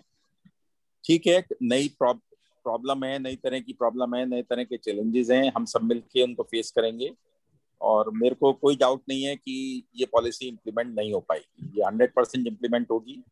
और ये एबीसी मेरे हिसाब से बहुत अच्छी चीज़ है, academic bank of credit, multiple entry multiple exit और अच्छी चीज़ है। तो बहुत अच्छे पॉइंट्स हैं इसमें। और ब्लेंडेड लर्निंग क्या, मैं तो बहुत ज़्यादा फेवर में हूँ, ऑल्दो काफ़ी कॉलेजेस इसके अगेंस्ट में है, काफ़ी फैकल्टी मेंबर्स इसके अगेंस्ट में है, लेकिन मेरे को लगता है कि इससे एजुकेशन का लेवल काफ़ी आगे जाएगा, क्योंकि गवर्नमेंट कॉलेजेस में स्पेशली जहाँ पर कि हम लोग फेस करते हैं फैकल्टी की शॉर्टेज, बल्कि कुछ डिपार्टमेंट्स तो ऐसे होते हैं कि मालूम पड़ता है कि वहां पर 60 बच्चे हैं लेकिन टीचर एक भी नहीं है। तो मेरे ख्याल से इस टाइप के इश्यूज हम काफी एड्रेस कर पाएंगे ब्लेंडेड लर्निंग में। गुड सर, बिल्कुल सर, बिल्कुल सर, पॉलिसी नो डाउट बहुत अच्छी है सर, और इसके जितने इम्प्लीमेंट वो भी ठीक हैं, बस यहाँ टाइम लगेगा। थोड़ा सा गवर्नमेंट को इस एस्पेक्ट पर जरूर देना होगा कि हमारा सबसे नीचे का बच्चा है, उस जिसके फाइनेंशियली सपोर्ट ही नहीं है, तो वहां हम उसको कैसे लेके आएंगे। उस पर अगर गवर्नमेंट, जो एनईपी साइलेंट है, मुझे एनईपी का एक ही ड्रॉबैक लगता है जिसपे एनईपी पूरी साइलेंट है, कि फाइनेंशियल अरेंजमेंट कैसे होंगे, वहां एनईपी ने कहीं बैकअप की बात नहीं की है। वो अगर वहां एक लाइन तो लिखी है कि इतने % जीडीपी का होगा, लेकिन कॉलेजेस कैसे गाएंगे, स्टेट कैसे देंगे, वहां पूरी तरह साइलेंट है। अगर उसको डील किया है तो एनईपी के बाकी पॉइंट सारे अच्छे हैं। अगर वाकई इंप्लीमेंट हो गई पूरी तरह ये, तो नेचुरली हम उस स्तर पर कम्पीट कर पाएंगे कि हमारे बच्चे इंडिया छोड़ के बाहर पढ़ने नहीं जाएंगे। ये भी सच्चाई है सर। देखिए सिनेरियो बहुत चेंज हो रहा है, मैं अपने इंस्टीट्यूट का बता रहा हूँ। 2 साल पहले तक हमारे यहाँ का हर बच्चा ये चाहता था कि उसका प्लेसमेंट अमेरिका में हो जाए, ऑस्ट्रेलिया में हो जाए। इस साल एक बड़ी यूनिक चीज सामने आई कि एक भी बच्चे ने फॉरेन प्लेसमेंट में इंटरेस्ट शो नहीं किया, बल्कि हमने कुछ बच्चों को फोर्स भी किया कि भाई ये कंपनी आ रही है, आप बाहर का असाइनमेंट लो, कि नहीं साहब हमारे पेरेंट्स तैयार नहीं है, मेरे को तो इंडिया में ही प्लेसमेंट चाहिए। तो हर चीज के फायदे नुकसान दोनों होते हैं। अगर हमारा टैलेंट हमारे कंट्री के ही काम आ रहा है तो इससे बढ़िया कोई बात ही नहीं है। तो जो भी प्रॉब्लम्स दिनेश जी आप लोगों को लगती हैं, दोबारा मेरा निवेदन है कि आप स्ट्रांगली उसको पोर्टल पे डालें, और अगर बहुत सारे लोग एक ही बात को पॉइंट आउट करेंगे तो नेचुरली वो चीज एड्रेस की जाएगी। बिल्कुल सर, पूरी कोशिश होगी कि हम अपने इनपुट्स जो भी हमारी थॉट प्रोसेस में है, जो हमें लग रहा है कि चीजें रिलेवेंट हैं, उन्हें एंडोर्स कर सकें, वहां डाल सकें। क्योंकि देखिए ये हमारी सामूहिक जिम्मेदारी है। जब हम लोग इस क्षेत्र से जुड़े हुए हैं तो ये जितनी रेस्पॉन्सिबिलिटी यूजीसी की या मंत्रालय की है, उतनी जिम्मेदारी हमारी भी है कि अगर कोई मेजर परिवर्तन आ रहा है और अच्छे के लिए आ रहा है तो हम सब लोगों को इसमें सहयोग करना चाहिए, और जिस भी लेवल पे हम कर पाए हमें पूरा प्रयास करना चाहिए कि चीजें अच्छी तरह से इम्प्लीमेंट हो पाए। बिल्कुल सर। प्रोफेसर राजीव गुप्ता जी, आप चूंकि इतने बड़े एरिया को कैटर करते हैं, मेरठ मंडल, सहारनपुर मंडल, आपकी जो ओपिनियन है उसको भी हम सुनना चाहेंगे। Professor Rajiv Gupta ji.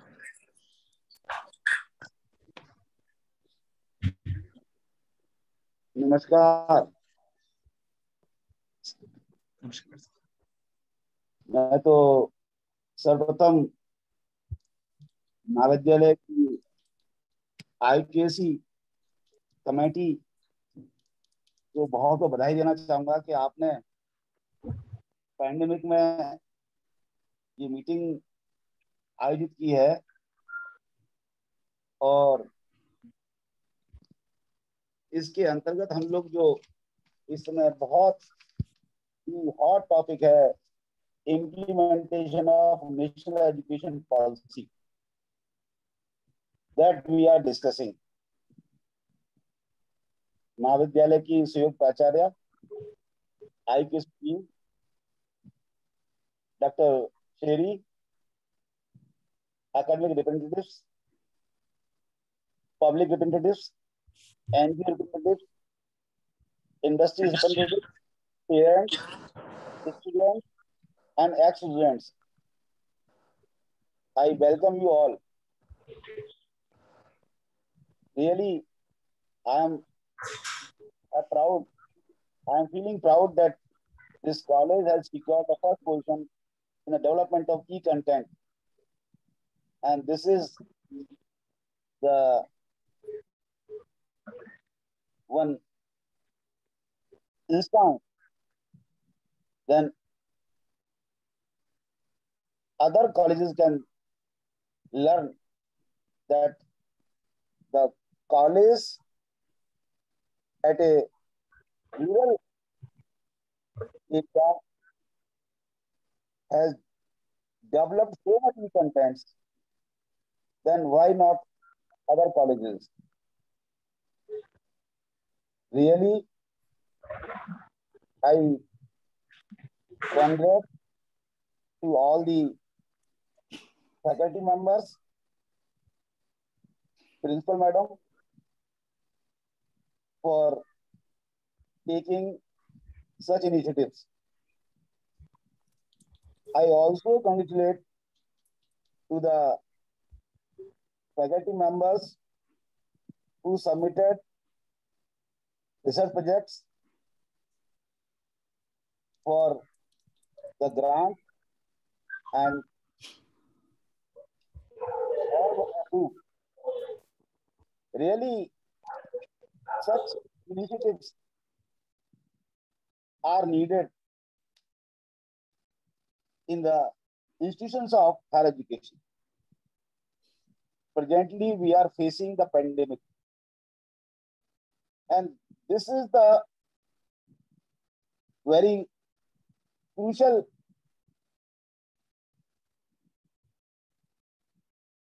stage when there is a need of higher education. Last time we saw that how the markers were facing the problem due to shortage of facilities like oxygen, beds, not availability of the pathological reports. So in such situation, I feel that we people from higher education, we have the responsibility to support the society. As we are having the vocational courses, so our students must come forward to provide support to the masses by taking initiative. Just we can do test. When we were not having the RT-PCR, at least we can do the antibody test and more other tests. Because when we are in higher education, when we are learning the things, so society must feel that really these people from higher education, they are of much use. If we cannot provide any support to the society, then society will think that the higher education is of no use. So first and foremost task now is we must think for how we can support to the country while facing the pandemic. Because pandemic are not only for a few months. Now I'm finding that moreover almost 1 year has elapsed and we are not sure to how long it will continue. So we are from higher education. We from higher education as a student, our students must promote in the society how we can avoid the ill effect of this COVID-19. Our students must go in the rural area. Either they go, they promote through online that how our rural background persons can follow the protocol, like maintaining distance, washing hands, and moreover, using mask.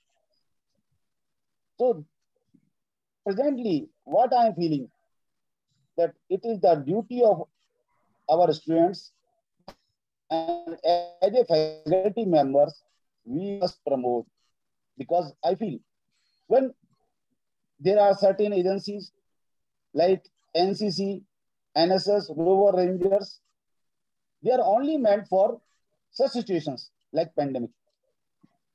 We, the student from, when we are part of this NCC, NSS, Rover Rangers, we must come forward. At least our students must propagate through making posters, through making some virtual platforms.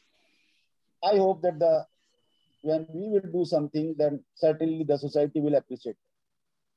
Last time when we were facing the problem of this oxygen, our science students must come forward for the thinking, the innovative ideas, how we can develop the facilities like the oxygen concentrators and other things.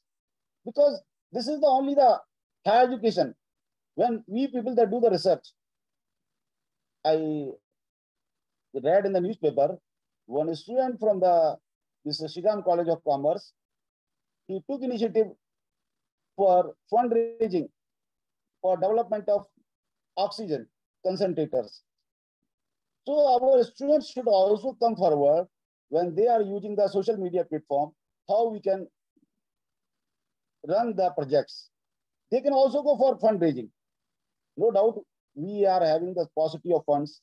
So our faculty members should provide the guidance as a leadership, we should promote to our students, they should come forward, because the higher education is meant for our research, and the masses are looking for we people that how we can support them.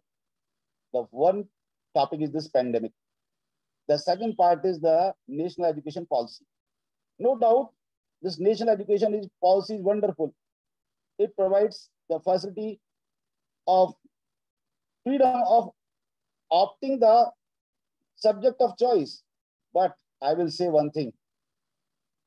The choice without any object is of no use, because when we are having several choices, we become confused. We must have our object. The object of our higher education students are the career. So what they want in their life. So all students must be guided by the faculty members. What career they should adopt. How to decide? Because they are confused. Generally, what happens after passing 10th, most of the students are very much clear. They want to become engineer. Some want to become doctors. But when they are not clear, they go for higher education. What I mean to say is that in higher education, now we must promote our students for the purpose which is the need of the society. Presently, when we are seeing the society lacking the medical facility in our country, so we must have the medical, the personnel. Like this college is running one medical vocational course. So more students to be promoted to come forward for medical courses, paramedical courses. Really, this college is running very good course for rural background students. Same way, what I think, our faculty members should design the flow charts, by which combination of subjects, what career can be achieved, because they are confused. I will say one thing. There was a time when students used to go ashram for learning the knowledge. But nowadays, when due to development of the virtual platform, Google, every knowledge is available to the students. The purpose of our faculty member is just guide them what they should learn from the virtual platform, because they are confused. There are several things are available in the virtual platform, whether they are the correct or not. Sometimes what happens, we become confused, because several the false things are also available. They are watching the false things. They are watching. So as a teacher, our role is to guide the students, because what career will be possible by which combination. Because when they will learn, they will not be confused. We will tell, when you will learn, when you will study this, the commerce plus chemistry, you will be able.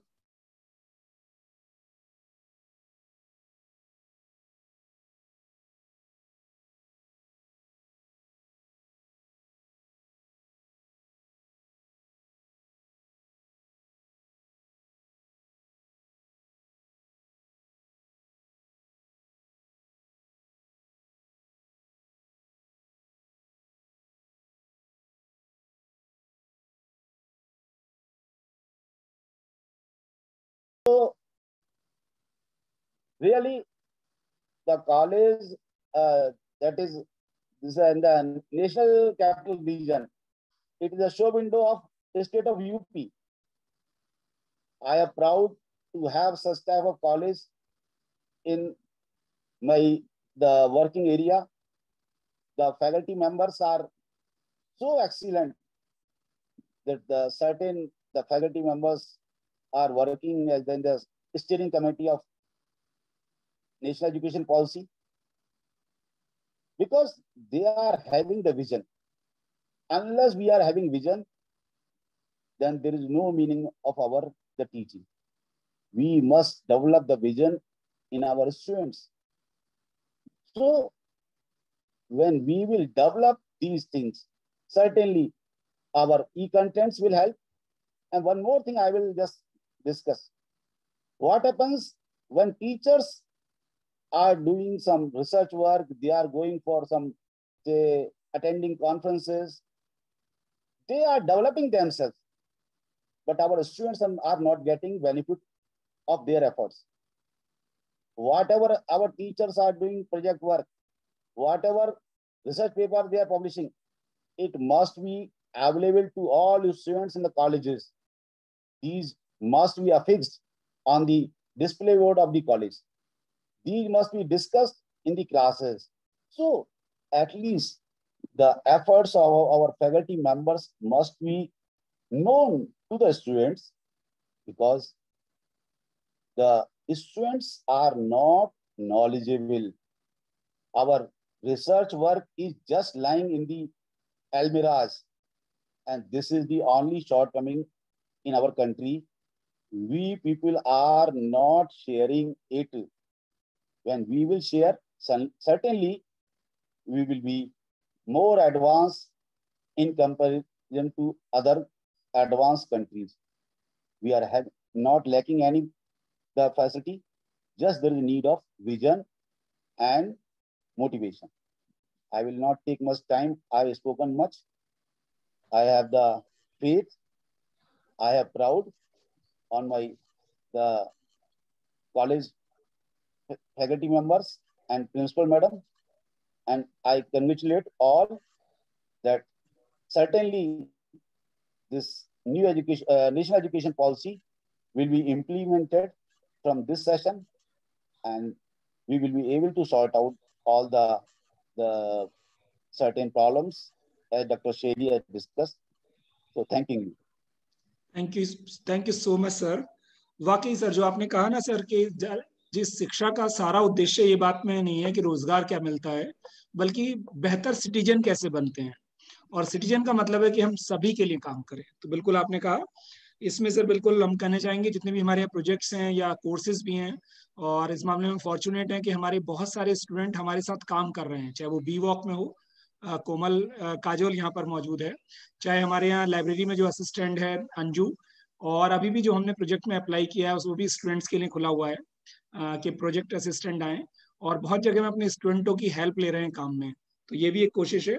और चूंकि mentoring system है तो हमारे यहाँ personal guidance है सभी का, और एक मामले में आजकल बच्चा बहुत क्लियर है सर कि उसे जीवन में क्या करना है. ये जो जनरेशन है most of the time clear है, और बाकी सभी आपके सजेशन हम सर इनकॉर्पोरेट करेंगे. आप तो खुद भी एक एनजीओ में भी काम करते हैं, एनसीसी ऑफिसर भी रहे हैं, एक अच्छे एकेडमिशियन रहे हैं और आरईएचओ हैं, तो आप खुद इतने लेवल पर जुड़े हुए हैं और हमारे लिए मोटिवेशन है sir. Thank you so much. मैं आमंत्रित कर रहा हूँ प्रिशा जी को कि वो अपना व्यूज कुछ दें, हमारी इन एक्टिविटीज पर अपनी कुछ ओपिनियन ऑब्जर्वेशन देना चाहें.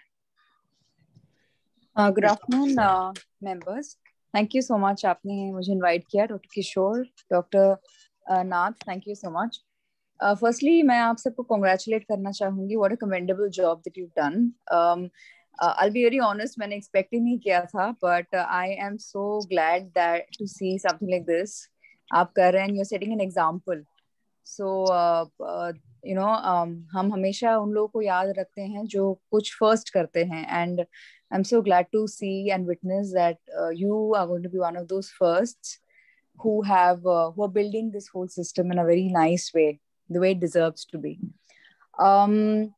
मैं सारे मेंबर्स जो यहाँ पे प्रेजेंट हैं इनको मैं थैंक यू बोलना चाहूंगी for all the suggestions that they have given. It's very valuable. Another thing that I want to say कि जब अभी बात हो रही थी कि students not wanting to go abroad for the jobs and education and all, I totally agree on that. And I think that we can the जो current system हम कर रहे हैं, हमारी जो ये education system जो change हो रही है, it has an active role to play in that, and partly and also because of the economy and the system that is changing. I have been actually thinking, जो मैंने doctor किशोर के साथ भी share किया था, I've been thinking often.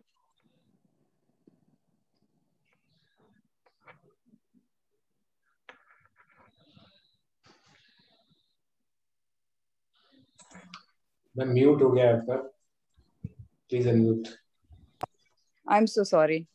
So these are the perks of having a toddler in your house who keep on meddling with the phone. So yeah, coming back to the जो मैं कह रही थी, actually हमारे system में ना कुछ loops and holes हैं, of course we all are aware of that, but then the fact that we actually working towards building a better system, that's what matters. मेरी हाल फिलहाल में डॉक्टर किशोर के साथ भी बात हो रही थी, and there was a particular thing that I have been thinking and I'm very passionate about. So I and my husband, we're building a particular system where we can support children, students in India in certain things, you know, जैसे हमने जो job problem है जो आप कह रहे थे, जहाँ पे placements नहीं होते हैं, placements problem होते हैं, and when students get placed from a system outside, they have to pay a heavy amount for that, which is very totally unfair. Unfortunately, students in the system, when they are in school and colleges, they don't get placed properly for obvious reasons. And the second issue that there is that जब students पढ़ना चाहते हैं तो उनके पास fund की availability नहीं होती, इसलिए majorly लोग students either drop out करते हैं या जो वो पढ़ना चाहते हैं, जो शिक्षा लेना चाहते हैं, वो करने के इसमें नहीं होते हैं. So there is a system that we are building and we are planning, and I would actually want to share with you all on that. What we're doing is that we have certain हमारी जो organization है, हमारी जो company है, हमने कुछ partnerships किए हैं with European NGOs, European funders and abroad, because हमारा जो background है, because we have lived in London most of our lives. And we've moved to India the past few years back, जो मैंने आपको पहले भी बताया था. So because of which हमारा एक connection है बाहर जो हम encash करना चाह रहे थे for the betterment of this country and for the betterment of the students especially. तो हमने एक technology और एक system बनाया है जहाँ पे हम students के लिए एक ये कर सकते हैं where if we give them, I mean, we are in a position to offer them jobs and training, and we do not charge anything from them because we are जो training में जो हर बच्चे पे खर्च होता है वो हमारी organization खर्च करेगी without any additional expenses. और जिसके लिए हम placement offer करेंगे with our partners, जो हमारे European partners हैं, हमारे कुछ corporates हैं, and thankfully because we are backed by a good funding from NGOs and other funders, so we do not have to we are not at the beck and call of any corporate कि हमें कहीं पे अगर बच्चे को कहीं पे placement ना मिले या कोई corporate उसको salary offer ना करे तो हम उस बच्चे को placement ना दे सके. So this is a system that we are actually building. Probably when the next meeting that we have, I will introduce you to the technology people who are actually building this, who are probably based out. If the people in London, they can join us, that'll be fantastic. But probably in India, में जो हमारी team है, I will definitely introduce you to them. This is one thing that we're doing. The second thing that we're doing is that we are also supporting students in scholarships, where we are supporting students with 100% scholarships, which will be tiered. And these students will can choose where they want to study.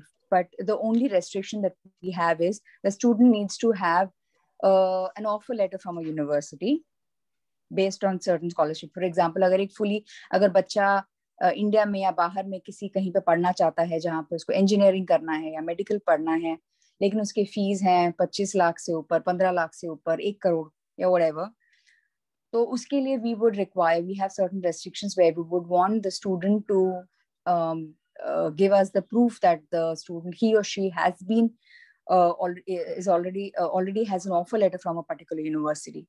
So And another scholarship that we're offering is that where the students will have tiered scholarships, ताकि किसी बच्चे को ये ना लगे कि यहाँ पे जैसे हम कोई भी जब गवर्नमेंट भी स्कॉलरशिप देती है, अभी जो पीछे जो स्कॉलरशिप प्रोग्राम गवर्नमेंट ने किया था, तो वहाँ पे गवर्नमेंट ने किया था कि जहाँ पे 25 लाख बच्चों ने एग्जाम के लिए अपियर हुए थे, गिव एंड टेक, जहाँ पे सबको 3 राउंड्स थे, and at the end 1000 students were given a scholarship over a period of 4 years. So this is something fine, you know, I see this government ka pet project hai, theek hai, perfectly fine. But then my vision is and my you know the association that I represent, उनका vision ये है कि हम student को वो हम empower करना चाहते हैं जहाँ पे student जो पढ़ना जब चाहे वो पढ़ सके without any inhibition, without any problem. So be it a university in India, because we are definitely promoting universities in India, be it IIMs or IITs, if a student is brilliant and is meritorious, then nothing should stop that student, he or she. So ye do program, these are the 2 programs that we have, you know, we are working on the technology because reaching out to students, reaching out, supporting students, and having a tiered system. So when I say a tiered system of scholarship, that would be where the scholarship, the students can, probably there'll be, and in the first, first time that the students take the scholarship exam, because we would be conducting an exam, because, so that we know the person who's deserving would be eligible for that scholarship. So he or she would have not just access to one scholarship, but we would want to have multiple scholarships, probably around 500. तो ताकि, and which will be tiered, तो हर बच्चे को ये लग सकता है कि जब 5 scholarships होते हैं तो बच्चे को लगता है, किसी बच्चे को लगता है कि अगर 5 scholarships हैं, I will not be able to achieve that, you know. But if there are multiple scholarships, 500 scholarships or 1000 scholarships, a student has that hope that okay fine, maybe अगर 15 लाख ना हो सके, 1 लाख रुपए तो मैं definitely achieve कर सकता हूँ या कर सकती हूँ. So this is what, in a nutshell, what we have. We've been working for the past 2 years, and we've developed the technology in place. We have funders and our NGOs in place. We have most of the system in place, and probably in the next session when we all meet again, I would actually want to introduce my, you know, my fellow people with you, so that अगर इसमें कोई भी चीज आपको benefit हो सकती है बच्चों के लिए, because at the end of the day, all of us sitting here, our only end goal is for the children and for their betterment. So if there's anything that we all can do together to support them, then I would be more than happy to do that. Thank you Prasha ji, आपसे जितनी बात हुई थी scholarship के संबंध में और education system में, बहुत ही ट्रांसपेरेंट सिस्टम है आपका, जैसा आपने बताया था, और उम्मीद करते हैं जैसे नेक्स्ट सेशन होगा और आप लोग इन डिटेल हमें जानकारी देंगे, तो जिससे भी हम एसोसिएट हो सकते हैं, it will be a pleasure to us to join with you. Thank you so much. Doctor Vinod Shanwal ji, आपका कोई ऑब्जर्वेशन, और आप अपनी यूनिवर्सिटी को कब एफिलिएशन यूनिवर्सिटी में तब्दील कर रहे हैं? It's a big question. So at the outside, I would like to congratulate and compliment the for the achievements, especially digital library and the projects you have brought from the higher education government of Uttar Pradesh. बाकी जो दूसरा जो आपका सवाल है कि university का affiliation, that is beyond my control. उम्मीद करिए कि जल्दी मिल जाए और हम लोग साथ मिलकर के काम करें. ही तो इसमें हमें कहना था कि कुछ चीजें हमारे कंट्रोल में नहीं होती, लेकिन इनपुट देते रहना चाहिए. हाँ ठीक है, हम तो केवल इनपुट की बात थैंक्स फॉर रिमाइंडिंग. दूसरी चीज ये है कि वैसे तो काफी लर्नेड लोग हैं सारे, सब लोग पहले से अपना इनपुट्स दे चुके हैं, तो मेरे लिए कोई बहुत ज्यादा नहीं है. लेकिन 2 चीजें मैं सिर्फ इसमें कहना चाहूंगा कि पहली चीज तो जो हमारा जो न्यू एजुकेशन पॉलिसी है, undoubtedly the education policy is best policy, and when we have to execute anything, definitely we have certain challenges to face. With this policy also we have to face certain challenges. इसके अंदर जो main जो चीज है, सिर्फ 2 point को मैं address करने की कोशिश करूंगा. Definitely everybody is learned and you people have stakeholder for all the committees and all the system. पहले तो जहां तक हमारे यहाँ हाइब्रिड मोड की बात है। हाइब्रिड मोड के लिए अभी ठीक है कुछ चैलेंजेस हैं, लेकिन साइमल्टेनियसली जितना मुझे जानकारी है मूक के थ्रू और बाकी कुछ डीटीएच चैनल के थ्रू भी कुछ चर्चाएं चल रही हैं, जिसमें टेलीविजन पर और बाकी प्रोग्राम्स के द्वारा भी कुछ चीजें स्टूडेंट्स को कन्वे हो जाएंगी। दूसरी चीज ये है कि जो हम कंटेंट की जो बात करते हैं हाइब्रिड मोड के लिए, इंपॉर्टेंट चीज ये है कि जो हम ऑनलाइन का जो हमारा जो कंटेंट होता है वो डेफिनेटली जो रूटीन जो कंटेंट होता है उससे कुछ डिफरेंट होता है।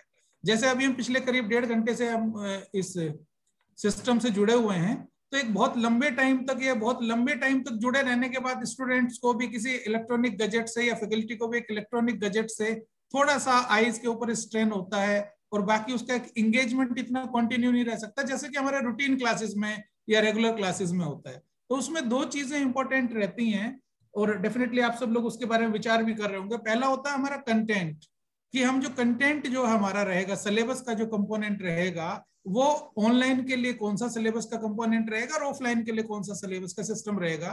क्योंकि ऑनलाइन में हमें स्टूडेंट को डिलीवर करना होता है और स्टूडेंट के एक एंगेजमेंट जो है वो भी इंपॉर्टेंट है, बिसाइड्स अदर चैलेंजेस, कि उसके पास इलेक्ट्रॉनिक गैजेट का चैलेंज है, इलेक्ट्रिसिटी का प्रॉब्लम है या बाकी जो प्रॉब्लम्स हैं।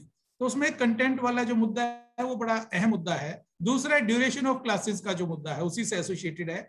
जैसे हमारी रूटीन क्लास होती है वो 1 घंटे की होती है या 50 मिनट की होती है, लेकिन जो हमारे इलेक्ट्रॉनिक गैजेट के साथ जो क्लास होती है वो इतनी लंबी ड्यूरेशन के लिए हमारे लिए भी और स्टूडेंट्स के लिए दोनों के लिए मुश्किल है।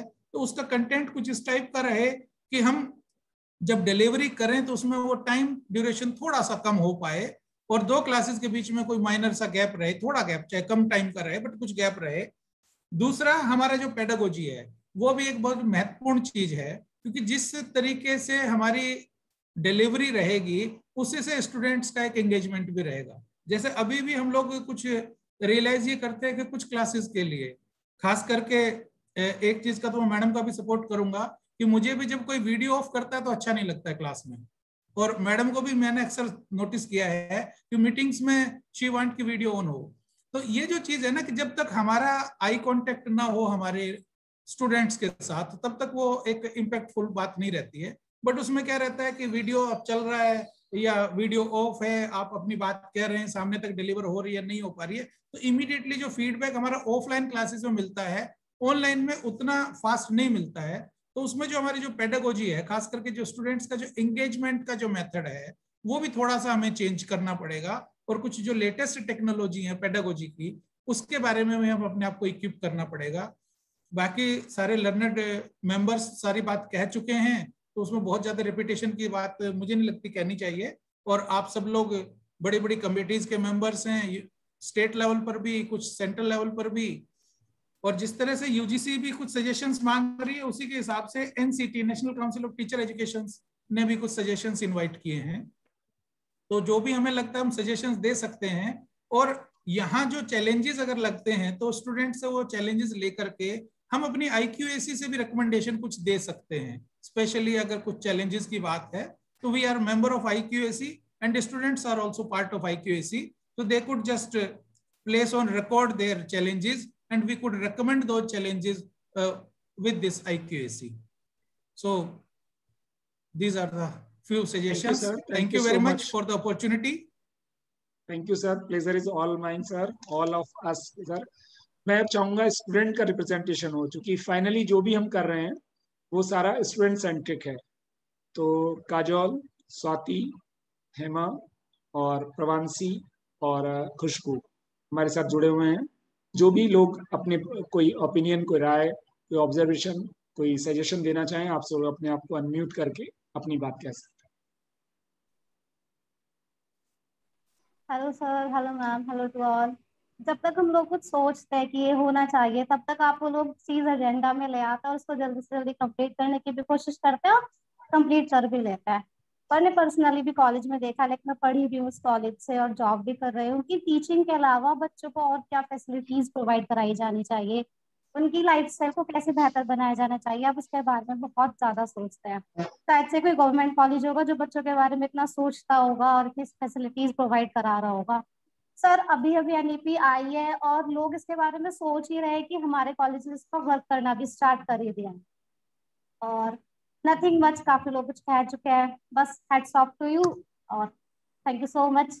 और मुझे प्राउड है कि मैं इस कॉलेज का पार्ट हूँ। थैंक हम लोगों को भी बच्चों, हम लोगों को भी प्राउड है कि आप हमारे स्टूडेंट्स हैं और आप अपने एरिया में बहुत अच्छा कर रहे हैं। हम लोग आप पे बहुत प्राउड करते हैं। यस, बाकी thank you so much. Hello, good afternoon, everyone. Am I audible? Yes, sure. I hope you all are doing well. So first of all, I just want to say thank you कि आप लोग सब हमारे लिए इतना कुछ कर रहे हैं। सब कुछ अच्छा चल रहा है, but like we all were talking about new education policy. So I personally believe कि practical knowledge is more than reading theoretical. Like being a ATHM student, I can suggest कि हम कोई workshop 7 to 12 days रख सकते हैं about grooming, about body language, about first aid. That's very important for aviation and HM student.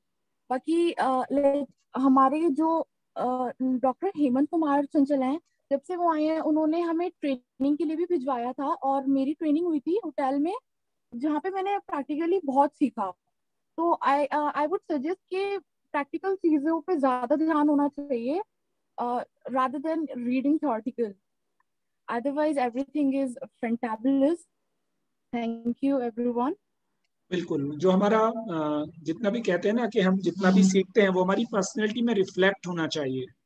तो बिल्कुल कई बार मुझे लग रहा है, याद आ रहा है कि प्रिशा बख्शी जब पहली बार अपनी मीटिंग में आई थी तो उन्होंने भी ये कहा था कि ग्रूमिंग की जरूरत बहुत है। आपके अंदर बहुत सारा पोटेंशियल होता है, उतना कितना हम रिफ्लेक्ट कर पाते हैं, कितना सोसाइटी को दिखा पाते हैं। और हॉस्पिटलिटी मैनेजमेंट या ATHM के जो स्टूडेंट हैं उनको एक एज मिली हुई है, क्योंकि उनका ग्रूमिंग पर और पर्सनल डेवलपमेंट पे काम बहुत होता है। तो निसंदेह हम लोग कोशिश करेंगे बाकी को भी ऐसी फैसिलिटीज मिल पाए। और इसमें कोई ऐसी बात नहीं है कि स्टूडेंट्स को ही, इवन टीचर या कोई लाइफ लॉन्ग लर्निंग है। हम जितना अच्छा प्रेजेंटेबल हो सकते हैं, जितना अच्छा बात कर सकते हैं, जितना अच्छा एक्सप्रेशन कर सकते हैं, क्योंकि जब हम कोई पढ़ाते हैं, कोई चीजें बताते हैं तो हम अपने पॉइंट से पढ़ा रहे होते हैं, लेकिन उसकी ध्वनि कितनी आगे तक जाती है, वो कितना अच्छा संदेश आगे देती है, वो बहुत मैटर करता है। Yes, sir. तो बिल्कुल कोशिश होगी। हाँ, थैंक यू। खुशबू को देख के मुझे ध्यान आया, खुशबू और खुशबू का जो बैच है इस बार इंटर्नशिप के लिए जो गए थे होटल में, तो आई थिंक आप लोगों को 5,000 का इंटर्नशिप अलाउंस मिला था ना? Yes, सर, हमें 5,000 का इंटर्नशिप का मतलब हमें मिला था और सर्टिफिकेट मिला था। और जो वहाँ के सुपरवाइजर है उन्होंने पर्सनली हमें पेन भी गिफ्ट किया था, and they appreciated our work. वो बहुत खुश थे मतलब हमारे परफॉर्मेंस से। Sounds great, because ये बड़ी बात है हमारे लिए। पता है 5,000 रुपये एक बड़ी रकम तो है ही है, लेकिन कोई भी ऐसी चीज जब आप एक बैच में निकल के आते हैं 2 लोग और दोनों हमारे कॉलेज के हैं, तो बड़ा प्राउड फील होता है। और हमने अपने सोशल मीडिया पे इसे भी डाला है, तो आप लोगों ने देखा होगा। तो thank you so much for feeling proud. ठीक है, so thank you so much sir. yes. Hema कुछ कहना चाहेंगे? हाँ जी sir, good afternoon everyone. Sir first of all thank you sir, हमेशा आप लोग याद रखते हैं एंड वी जॉइन दिस, और हमें हमेशा कुछ ना कुछ नया सीखने तो मिलता ही है, और कुछ नए थॉट प्रोसेस जो होते हैं ना वो तुरंत क्लिक करते हैं उस समय। हालांकि मेरी बहुत सारे स्टूडेंट से बात होती रहती है। कुछ चीजें हैं सर, जैसे हम गैजेट्स वगैरह की तो बात कर रहे हैं, ये सब तो टेक्निकल है, हम मतलब ऊपरी चीजें तो देख रहे हैं, बट कई बार जो अंदरूनी जो चेंजेस आ रहे हैं ना, मैं उसके बारे में बात करना चाहूंगी। लाइक फॉर एग्जांपल अभी जैसे प्रमोट कर दिया गया है सारे स्टूडेंट्स को, या जनरल मार्किंग दी जा रही है। इस केसेस में कुछ स्टूडेंट्स ऐसे होते हैं जो बहुत मेहनत करते हैं पढ़ने में ना, व्हाट इज हैपनिंग कि उनका इंटरेस्ट कहीं ना कहीं पीछे जा रहा है। वो ये सोचते हैं कि if everyone is getting the same marks, for example journal marking like grading system है, तो बी ग्रेड या ए ग्रेड अगर सबको मिल जा रहा है, तो what will happen in future, वो स्पेशली मैंने हायर एजुकेशन में देखा है, वो अपने फ्यूचर को लेके कहीं ना कहीं जैसे BSc like graduation level, under graduates, ये बच्चे अभी बच्चे होते हैं, ये जो स्कूल पास होते हैं, तो ये अभी इनके पास काफी टाइम है। बट जो हायर एजुकेशन में है ना, उनको लग रहा था कि हम 1-2 साल में शायद कहीं सेटल हो। अब उनके अंदर जो है ना वो समझ सर्टिनिटी नहीं है, मतलब उनको ये फीलिंग आ रही है। सेकेंडली इसमें एक बात तो बोलता हूँ, फिर और सुनेंगे आपको। पहले एक तो ये कोशिश है कि जिन बच्चों ने जो अचीव किया ना लास्ट ईयर में, उसके आधार पे ग्रेडिंग दी जा रही है, एक तो ये है। और दूसरा जो आजकल का सिनेरियो है बड़ा यूनिक है, मतलब 100-200 साल में ऐसी घटना कोई होती है, और ये इस तरह का है कि हमारी जनरेशन में किसी ने ऐसा सोचा भी नहीं होगा जैसा देखा है। तो इस समय का हालात है, और फिर बाकी आप कंटिन्यू करें। हाँ, और जो स्टूडेंट्स एक्चुअली हम कह सकते हैं जैसे इंट्रोवर्ट थे, वो और ज्यादा इंट्रोवर्ट होते जा रहे हैं, वो अपनी चीजें सामने नहीं ला पा रहे हैं। अच्छा, लाइक गाइडेंस काउंसलिंग होती है, स्पेशली जैसे आप लोग तो बहुत हेल्प करते हैं स्टूडेंट्स का, बट शायद हर जगह कहीं ना कहीं लैक करता है। लेकिन अगेन लाइक इंडिविजुअल डिफरेंसेस होते हैं, हर स्टूडेंट अपना प्रॉब्लम सामने आकर नहीं बता सकता। और क्योंकि यहाँ पे पर्सनल टच लैक हो रहा है, we are on virtual mode, तो हमें नहीं पता, हम एक्सप्रेशन नहीं देख रहे। टीचर जैसे खड़े होकर डाइस पे देखता था कि कौन सा स्टूडेंट क्या सोच रहा है, वहां से नजर आता था, ये चीज यहाँ से नहीं नजर आती है। तो मुझे ऐसा लगता है कि बड़े ग्रुप में वेबिनार सेमिनार ये करने के बजाय कभी हमें मतलब कोशिश करनी चाहिए छोटे ग्रुप्स में कि वो कौन से स्टूडेंट्स हैं जो एक्चुअली कहीं ऐसा नहीं, क्योंकि उनकी पर्सनल लाइफ में क्या चीजें हो रही हैं, किसको लाइक लाइफ आपको पता है कितने लोगों की लाइफ चली गई है, तो फैमिली में क्या जा रहा, तो बहुत सारी चीजें हैं जिसकी वजह से मैंने देखा डीमोटिवेशन बहुत ज्यादा है स्टूडेंट्स के बीच में। और मोटिवेशन अगर नहीं रहेगा तो एक स्टूडेंट जो like he was a very good student, कहीं ना कहीं वो बहुत पीछे चला जाएगा, he is lacking the interest. तो ये सब चीजों पे भी थोड़ा ध्यान देना चाहिए। आप लोग तो कर रहे हैं सर, बट आप लोग इसको और अच्छे तरीके से करें ताकि बाहर भी कई जगह कई स्कूल कॉलेज या इंस्टीट्यूशंस इसको देखकर मोटिवेट हो और वो भी सेम चीज करें अपने स्टूडेंट्स के साथ। बिल्कुल हमारी ये बात सच है कि बहुत सारे ऐसे बच्चे हैं जो इंट्रोवर्ट हैं और अपनी बात किसी प्लेटफॉर्म पे नहीं कह पा जाते हैं, कि स्पेशली जो कलेक्टिव प्लेटफॉर्म है उस पर तो बिल्कुल नहीं कहते हैं। तो उनको पर्सनल गाइडेंस के लिए मोटिवेट किया जा सकता है। एक अच्छा ऑप्शन है कि वो लोग पर्सनली डिस्कशन करने के लिए एक ऑप्शन हो और उसमें एनोनिमसली चीजें डिजाइन हो, ये कोशिश होनी चाहिए। वैसे सोचा जाएगा बिल्कुल इस पर। हेमा, आपने जो कहा कि एग्जामिनेशन सिस्टम नहीं हो रहा है, प्रमोट किए जा रहे हैं, इससे डिमोटिवेट हो रहे हैं, आपको क्या लगता है कि हाँ कुछ स्टूडेंट ही, मतलब एक स्टूडेंट भी तो स्टूडेंट है, आपको ऐसा लगता है कि जो एग्जामिनेशन सिस्टम है उससे हम असेस कर पा रहे हैं स्टूडेंट को? सर मुझे ऐसा लगता है लाइक जैसे फॉर एग्जांपल मैं देना चाहूंगी 50% मार्क्स जो था वो हुआ था हमारे यहाँ कि जो आपने पिछला एग्जाम दिया था उसके अकॉर्डिंग, और 50% मार्क्स जो था वो असाइनमेंट वगैरह के बेसिस पे हुआ। अब इस पे ऐसा हुआ कि लाइक 50% मार्क्स तो हुआ, तो वो तो बहुत अच्छा था, लेकिन इस पे जनरल मार्किंग हो गई। लाइक जो स्टूडेंट सी ग्रेड में था वो बी ग्रेड में आ गया और जो एस ग्रेड में था वो ए ग्रेड में आ गया कहीं ना कहीं। तो ऐसे में कुछ स्टूडेंट्स लाइक फॉर एग्जांपल मेरा एक क्लासमेट है कि उसने एएमयू से यूनानी में he has done like is a doctor, but कुछ लाइफ में उसके साथ ऐसे सर्कमस्टांसेस में now he is doing MEd. तो I have seen him, means I have motivated him also. he was so much like he hadn't committed suicide if I will tell, but वो इतना ज्यादा demotivate हो गया कि अब क्या करूं मैं लाइफ में, मुझे तो ऐसा लग रहा है मेरे पास कुछ पता नहीं, बिकॉज ही इज 30+। तो ऐसे कुछ स्टूडेंट्स हैं सर जिनके साथ बहुत प्रॉब्लम हो रही है। जो नया सिस्टम आ रहा है एनईपी जिसकी आप बार बार बात कर रहे हैं, जी वो क्या उसके अगर आपने पढ़ा हो तो उसमें शुरुआत में एक लाइन लिखी हुई है कि हमारा जो इंडियन सिस्टम एजुकेशन सिस्टम खराब हुआ है, उसका डिटरमिनेंट सबसे बड़ा रीजन क्या है? हमारा एग्जामिनेशन सिस्टम।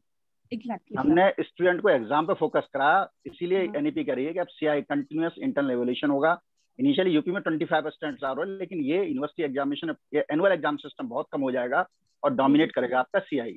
उसके अंदर दूसरे आपने कहा इंट्रोवर्ट होना कुछ गलत नहीं है, it is a quality. Introvert student को आप कभी कम मत समझिए, ये डिफरेंट नेचर होते हैं, उसमें से एक इंट्रोवर्ट भी एक नेचर होता है।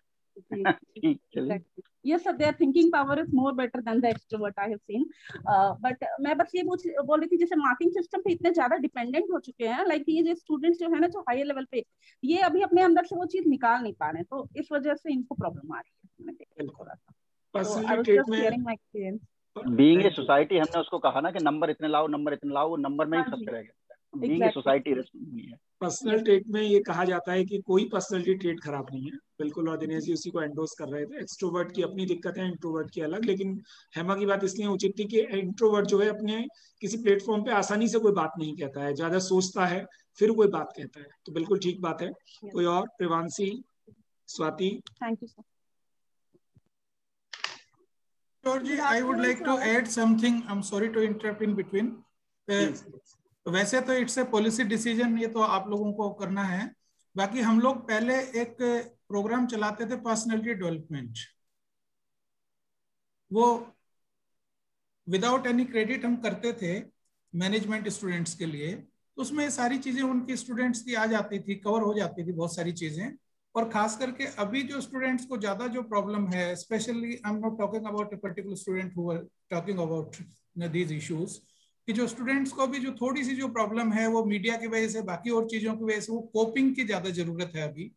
क्योंकि किसी के को नजदीक, किसी के कोई रिलेशन में या कहीं भी कोई भी ऐसी ट्रेजेडी हुई है, उसकी वजह से कोपिंग आफ्टर डिजास्टर थोड़ा होता है, और ये डिजास्टर है ओब्वियसली। तो डिजास्टर के बाद कोपिंग मैकेनिज्म की थोड़ी जरूरत होती है। दैट वो सारी की सारी चीजें डिपेंड करती है कितना इंफ्रास्ट्रक्चर है, कितने लोग उसमें टाइम दे पाते हैं, नहीं दे पाते हैं। बट अगेन वो कह रहा हूँ कि वो एक पॉलिसी डिसीजन आप लोगों का अपना इंटरनल, बट इस तरह का कुछ किया जा सकता है। सर हो गया already. Communication skill and personality development 6 mandatory course हैं, उसमें से एक हर बच्चे को, चाहे BA BSc BCom किसी भी कोर्स का बच्चा होगा, उसको ये 2 क्रेडिट रखे हैं हमने, ताकि बच्चा सिंसियर भी रहे। 2 क्रेडिट का एक कंपल्सरी कोर्स 6 है, उनमें से एक बच्चे को एक communication skill and personal development किया जाएगा। उसमें ये दोनों ही बहुत अच्छे हैं, क्योंकि हमारे यहाँ तो पहले से ही चल रहे हैं, दोनों ही बहुत अच्छे हैं। खास करके बच्चों को CV बनाना, बाकी चीजें बनाना, बहुत सारी चीजें, वो सारी चीज रखी गई इसमें। ड्रेसिंग सेंस रखा है, हेयर स्टाइलिंग सब कुछ रखा है उसमें, बहुत अच्छी बात ऐड हुआ है सर। ये तो आप और हम एक ही हो जाएंगे अगर यूजी कोर्स आपके यहाँ चल रहा होगा। नहीं तो अभी भी हम आप एक ही हैं, अलग अलग नहीं है।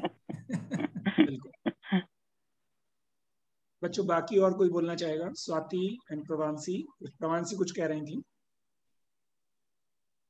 जी गुड आफ्टरनून सर। सर मैं ये बोलना चाह रही थी, जैसे अभी दिनेश सर ने बात बोली कि हमने बहुत ज्यादा एग्जामिनेशन पे फोकस किया और हमारी अंडरस्टैंडिंग कहीं ना कहीं लैक हो गई। तो सर मैं इस चीज से बहुत ज्यादा अग्री करती हूँ, क्योंकि when I was in 9th standard हमने बहुत सारे रेवोल्यूशंस के बारे में पढ़ा, फ्रेंच रेवोल्यूशन के बारे में, जर्मनी के बारे में, और 10th में हमने रशियन रेवोल्यूशन पढ़ लिया। उसके बाद आफ्टर माय ग्रेजुएशन जब मैं दिल्ली आई for preparing for civil services, तो वहां पे आने के बाद मुझे वापस से फ्रेंच रेवोल्यूशन और ये सारी चीजें फिर से पढ़ाई गई। And when the faculty was teaching all those things, they asked us to go and revise the 9th NCERT. And when I opened that book, I was literally amazed to see that I have actually read all these things. Means this was really shocking for me that I have scored such a good marks in 9th class and I was unaware of such big revolutions.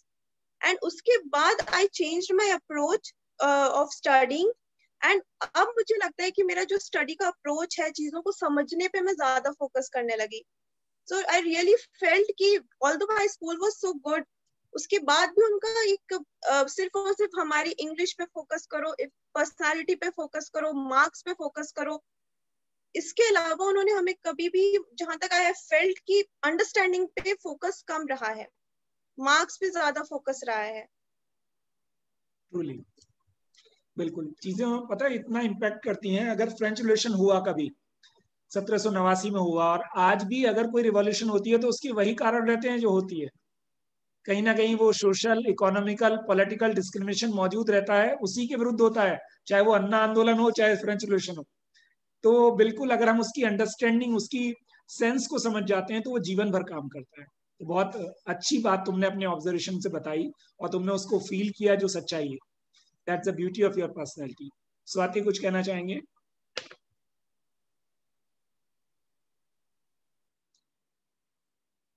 Swati. Hello sir. Hello sir. Yes please. आपको हम सुन नहीं पा रहे हैं अभी, दोबारा कोशिश करिए। आपका माइक भी नहीं दिख रहा है, आपने विद ऑडियो ज्वाइन करिए दोबारा से।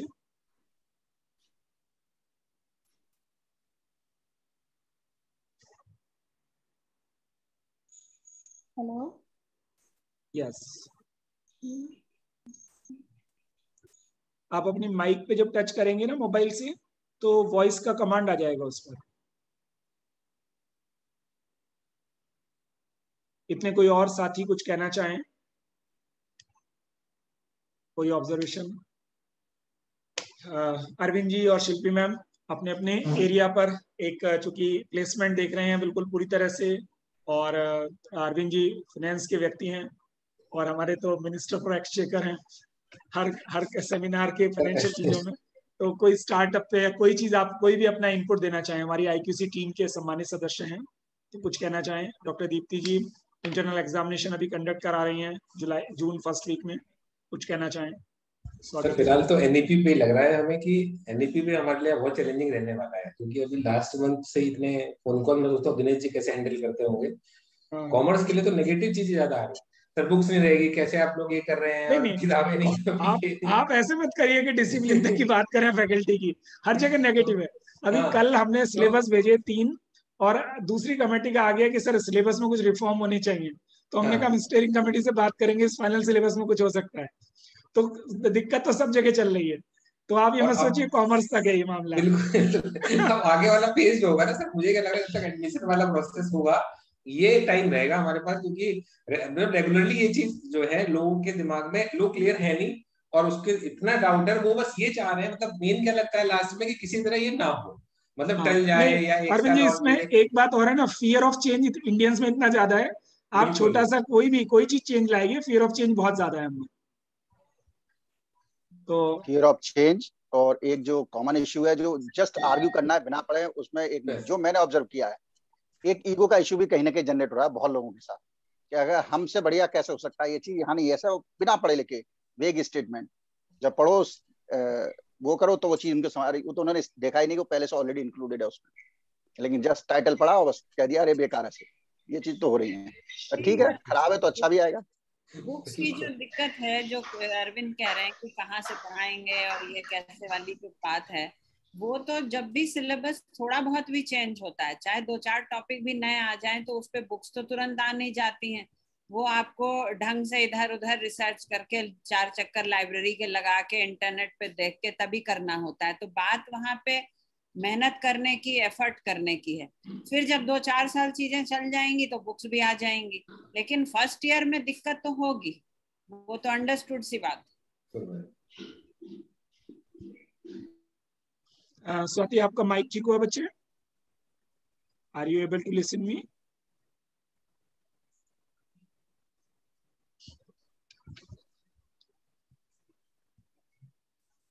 स्वाति आप रीज्वाइन कर लीजिए, एक बार एग्जिट करके दोबारा ज्वाइन कर लीजिए, हम 2 मिनट वेट करते हैं, अदरवाइज फिर हम सब आपकी तरफ चलेंगे।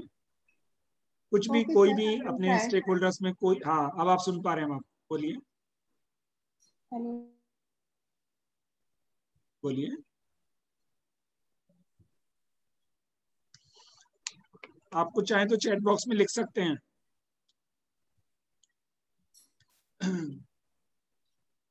अगर आपका माइक ऑन नहीं है तो आप चैट बॉक्स में लिख सकते हैं। कोई और ऑब्जर्वेशन आप सभी का? प्रोफेसर दिव्यानाथ जी हमारी चेयरपर्सन मैम कुछ कहना चाहेंगे? श्योर, हमारे न्यू डायरेक्शंस। हम लोग वेट कर रहे थे कि अगर शिल्पी या दीप्ति को कुछ कहना हो। हाँ दीप्ति मैम और शिल्पी मैम, यस मैम। जी जी सभी को नमस्कार। अधिक कुछ तो नहीं कहना है, जैसे सर ने बताया है कि हमारे यहाँ फिर से ऑनलाइन इंटरनल एग्जाम जून के फर्स्ट वीक में प्रपोज्ड है, और पिछली बार की तरह उम्मीद है कि फिर भी हम लोग इस बार भी 100% अचीव कर लेंगे इस चीज लक्ष्य को। और सेकेंडली एनईपी के लिए एक एनईपी इम्प्लीमेंटेशन ओरिएंटेशन प्रोग्राम हम जून के लास्ट वीक में, मिडिल वीक से लेकर लास्ट वीक में ऑर्गेनाइज करने का प्लान बना रहे हैं, जैसा कि आईक्यूसी एजेंडा में भी था। तो अभी तो वो कॉलेज लेवल पर ही था, अगर मैम लोगों की परमिशन रहेगी तो वो अन्य महाविद्यालयों के लोग भी अगर उससे लेना चाहे लाभ, या बच्चे जुड़ना चाहें तो उनके लिए भी ओपन रहेगा। आप लोग को दे दी जाएगी सूचना, क्योंकि बहुत ही बेनिफिशियल चीजें उसमें होंगी, कैसे होना है, कैसे जुलाई से उसे लागू किया जाना है, कॉलेज पर क्या तैयारी करनी है, टीचर्स का क्या उसमें योगदान रहेगा, बच्चों के लिए क्या क्या चीजें हैं। तो आप लोग चाहें तो उसमें आपको का स्वागत है। बहुत बढ़िया मैम, दीप्ति मैम आपने बिल्कुल सही रिमाइंड कराया, क्योंकि इस पर तो कई कॉलेजों से क्वेरी आ रही है। अभी जो बोर्ड ऑफ स्टडीज हिस्ट्री में है, उनका कहना था कि अगर आप ये मीटिंग पहले करा लें तो हम लोग ज्वाइन कर लेंगे आपके साथ। तो बिल्कुल तो क्योंकि इसमें क्या है, बिल्कुल उसमें ये भी नहीं, उन्हें थोड़ा सा आइडिया है कि माइनर कितने होंगे, मेजर, स्किल, वोकेशनल। तो दिनेश जी और मैम से रिक्वेस्ट होगी कि क्या हम इसे प्रीपोन कर सकते हैं। हमने last week of June propose की थी, क्योंकि अगले सेशन में ताकि इफेक्टिव लागू हो जाए, तो we can think to prepone it. नहीं तो मतलब ये क्या ओपन टू ऑल रखनी है या ये अपने कॉलेज? मैम एक तो ये है कि अपने कॉलेज के लिए कर सकते हैं, तो बहुत तो इजी है ही है कि हम अपने कॉलेज के लिए करें, लेकिन ओपन टू ऑल अगर हम करते हैं तो काफी लोग ज्वाइन कर सकते हैं मैम। इसे ये भी हमें डिसाइड करना है कि हम किसी दिन एक इंटरनल मीटिंग कर देंगे तो फिर जूम पे लिमिट ही खत्म हो जाएगी, इतने सारे लोग जुड़ जाएंगे। हाँ मैम, ये वाली बात तो है ना, तो क्योंकि 100 की लिमिट है, 50 का तो अपना ही स्टाफ है, तो बाहर के लोगों के लिए ओपन करेंगे तो फिर 50 ही थोड़ी आएंगे, वो तो फिर सैकड़ों में आएंगे। वो तो आएंगे बिल्कुल। ठीक है मैम, पहला फ्री ये करते हैं, पहले अपना ही कर तो लेते यूट्यूब से लाइव से करके, हाँ यूट्यूब लाइव के माध्यम से लोग हमसे जुड़ सकते हैं, फेसबुक से माध्यम से जुड़ सकते हैं, तो ये हम कर सकते हैं मैम। हाँ ऐसा किया जा सकता है। हाँ शिल्पी मैम, आप कुछ बोलिए। Good afternoon to all. मेरे पास अपडेट ये है कि अभी हमारे यहाँ टेक्नोसर्व इंडिया बहुत जोर शोर से 60 65 स्टूडेंट को ट्रेनिंग दे रहे हैं। उनका तीनों बैच कंप्लीट हो गया है and they are doing the placement process, they have initiated the placement process. उसमें एक बच्चे का अभी तक मुझे अपडेट हुआ है कि शिवानी बीकॉम 3rd ईयर की स्टूडेंट है, जिसको उन्होंने प्लेस किया है as a business analyst counsellor. तो अभी तक तो यही अपडेट है, लेकिन वो लोग अभी इंटरव्यू सेशन ऑर्गेनाइज कर रहे हैं और जो कि व्हाट्सएप पे हमें मैसेज मिलता रहता है। और इन्होंने 3 बैच कंप्लीट कर लिए हैं और वो प्रोसेस जो है वो नवंबर तक कंप्लीट करेंगे, जो भी प्लेसमेंट का प्रोसेस है। और अभी मेधा जो है वो भी अपना प्रोसेस तो कंप्लीट करे, लेकिन उनकी तरफ से अभी प्लेसमेंट का कुछ भी इंटरव्यू मतलब वो लोग साइट पे डालते हैं, बट स्टूडेंट की तरफ से इतना इनिशिएटिव नहीं है। लेकिन टेक्नोसर्व इंडिविजुअल बेसिस पे वो लोग बच्चों को हैंडल कर रहे हैं, हर बच्चों के नाम के साथ में वो इंटरव्यू का प्रोसेस शुरू कर रहे हैं। तो मे बी जो टेक्नोसर्व इंडिया है वो हमारी ज्यादा बेनिफिशियल कंपनी होगी, जो कि बच्चों को प्लेसमेंट के लिए प्रोवाइड कर ले, बट अभी वो प्रोसेस में ही है, तो उसका रिजल्ट जो है वो हमें अगस्त तक ही मिल पाएगा। और बाकी बख्शिश मैम जो है वो शायद हम लोग के जो ये वाली अभी उन्होंने बात की थी, तो मुझे वो लगा कि उनके पास भी इस तरह के कुछ प्रोग्राम है जिसके हम लोग आगे बात कर सकते हैं। कि उन्होंने एक जॉब अपॉर्चुनिटी के बारे में बात की थी कि वो पर्सनालिटी डेवलपमेंट और ग्रूमिंग पे एक छोटा सा ऐसे ही जो ऑलरेडी हम कर रहे हैं, पहले भी कर रहे हैं टेक्नोसर्व से, तो और ज्यादा बच्चे हमारे साथ जुड़ पाएंगे और प्लेसमेंट हो पाएगा। Thank you so much. Shilpi ma'am बहुत बहुत धन्यवाद। मैं देखता हूँ शिल्पी मैम जहाँ भी कोई पोटेंशियल पाती हैं कि कोई एनजीओ या कोई प्लेसमेंट, तो शिल्पी मैम उसके नंबर और चीजें तुरंत शेयर करके एक्शन लेती हैं और बहुत अच्छा करती हैं शिल्पी मैम सभी स्टूडेंट के हित में। तो यू आर डूइंग गुड। कोई और ओपिनियन किसी की? पेरेंट्स आज शायद नहीं जुड़ पाए कोई ना। हाँ मैम, पेरेंट्स नहीं गए, कहीं ना कहीं नेट कनेक्टिविटी एक इशू रहता है मैम बच्चों के लिए कई बार। मैम नेक्स्ट टाइम अगर 2-4 पेरेंट्स आ जाएं और उनकी कन्वीनियंस से हमें अगर टाइम या डेट कुछ शिफ्ट भी करनी पड़े, मतलब इवनिंग में करना पड़े, अगर दिन में उनको काम पे जा रहे हैं तो, या फिर संडे को करना पड़े, तो ऑनलाइन ही है तो हम वैसे भी कर सकते हैं शाम को या संडे में, है ना। क्योंकि अभी इतने सारे जो ये चेंजेस होने हैं एनईपी और ये सब, उसमें पेरेंट्स का भी इन्वॉल्वमेंट और उनके भी नॉलेज में चीजें डालना जरूरी है। श्योर मैम, हम पूरी कोशिश करेंगे मैम कि पूछ के बच्चों से कि उनके पेरेंट्स कब कन्वीनियंट फील करते हैं, टाइमिंग और डेट उस तरह से डिसाइड कर लेंगे नेक्स्ट टाइम में। Sure ma'am. बस फिर आई थिंक पहले तो आप सभी को, जी मैम, मैं आप सभी को ग्रेटिट्यूड ज्ञापित करता हूँ। Express my deep sense of gratitude to each and everyone, because इस पेंडेमिक सिनेरियो में कई बार हमारा स्टेट ऑफ माइंड भी गड़बड़ हुआ।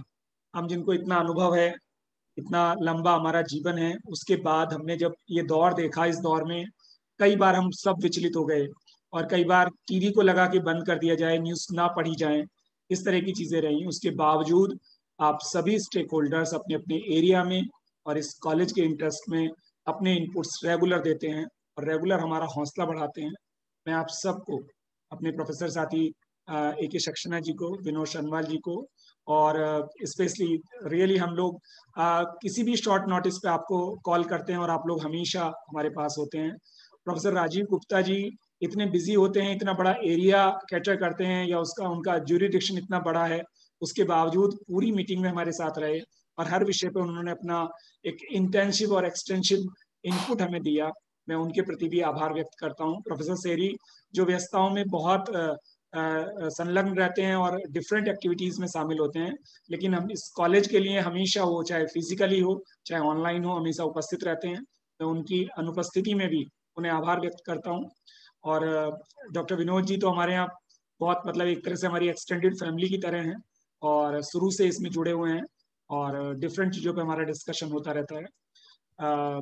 मेरी टीम जो बहुत बिना किसी संकोच के मैं कुछ भी कह सकता हूँ, कुछ भी उनसे काम ले सकता हूँ। और बड़े भाई डॉक्टर दिनेश शर्मा जी भी अग्रज है मेरे और अनुभव में भी ज्यादा हैं, लेकिन हमेशा एक सरलता से मेरे हर रिक्वेस्ट को पूर्ण करते हैं, उनके लिए भी ग्रेटिट्यूड। कृष्णा जी अपने एडवोकेसी, एनजीओ और अब तो एक नए दायित्व के साथ हमारे बीच मौजूद हैं, तो उसके बावजूद उन्होंने पूरा समय दिया और कुछ नए पोटेंशियल पर बातचीत की, जो संभावनाएं हमारे साथ हम साथ में मिलकर उन्हें अचीव कर सकते हैं और बड़ी रिलेवेंट चीजें हैं, तो उनका भी आभार। और जो मेरे स्टूडेंट हैं, हमारे जो कॉलेज के विद्यार्थी हैं पूर्व या वर्तमान में, वो सबसे ज्यादा उनका महत्व है, क्योंकि हमारा अस्तित्व, इस इंस्टीट्यूशन का अस्तित्व उनकी वजह से है। तो उन्हीं को सेंटर में रखते हुए हम सारी पॉलिसीज को, सारे कामों को करते हैं और कहीं ना कहीं टू वे लर्निंग होता है जब उनसे इंटरेक्शन करते हैं। इवन क्लास में भी कई बार जब वो क्वेश्चन करते हैं तो हम लोग खुद अपने सब्जेक्ट को जिसे पढ़ा रहे होते हैं, कई बार दोबारा उसको देखते हैं कि जो हम कह रहे हैं, जो हम अभिव्यक्त कर रहे हैं, क्या उसमें और बेहतर कुछ हो सकता है। और सर्वोपरि हमारी प्रिंसिपल मैम जो अपने विजन से, अपने मिजन से और अपने डिवोशन से हमें हमेशा गाइड करती हैं और कई बार हमें लगता है कि उनके बराबर यदि हमारा डिवोशन हो तो हम अपने जीवन में हर क्षेत्र में बेहतर कर सकते हैं। मैं आप सभी को बहुत बहुत धन्यवाद ज्ञापित करता हूँ। Please keep this spirit alive और हमें इसी तरह से बेहतर बनाने के लिए कोशिश करते रहिए। धन्यवाद। Thank you so much to all of you. धन्यवाद सभी को, नमस्कार। मीटिंग एंड करिए। जी भाई साहब, थैंक यू।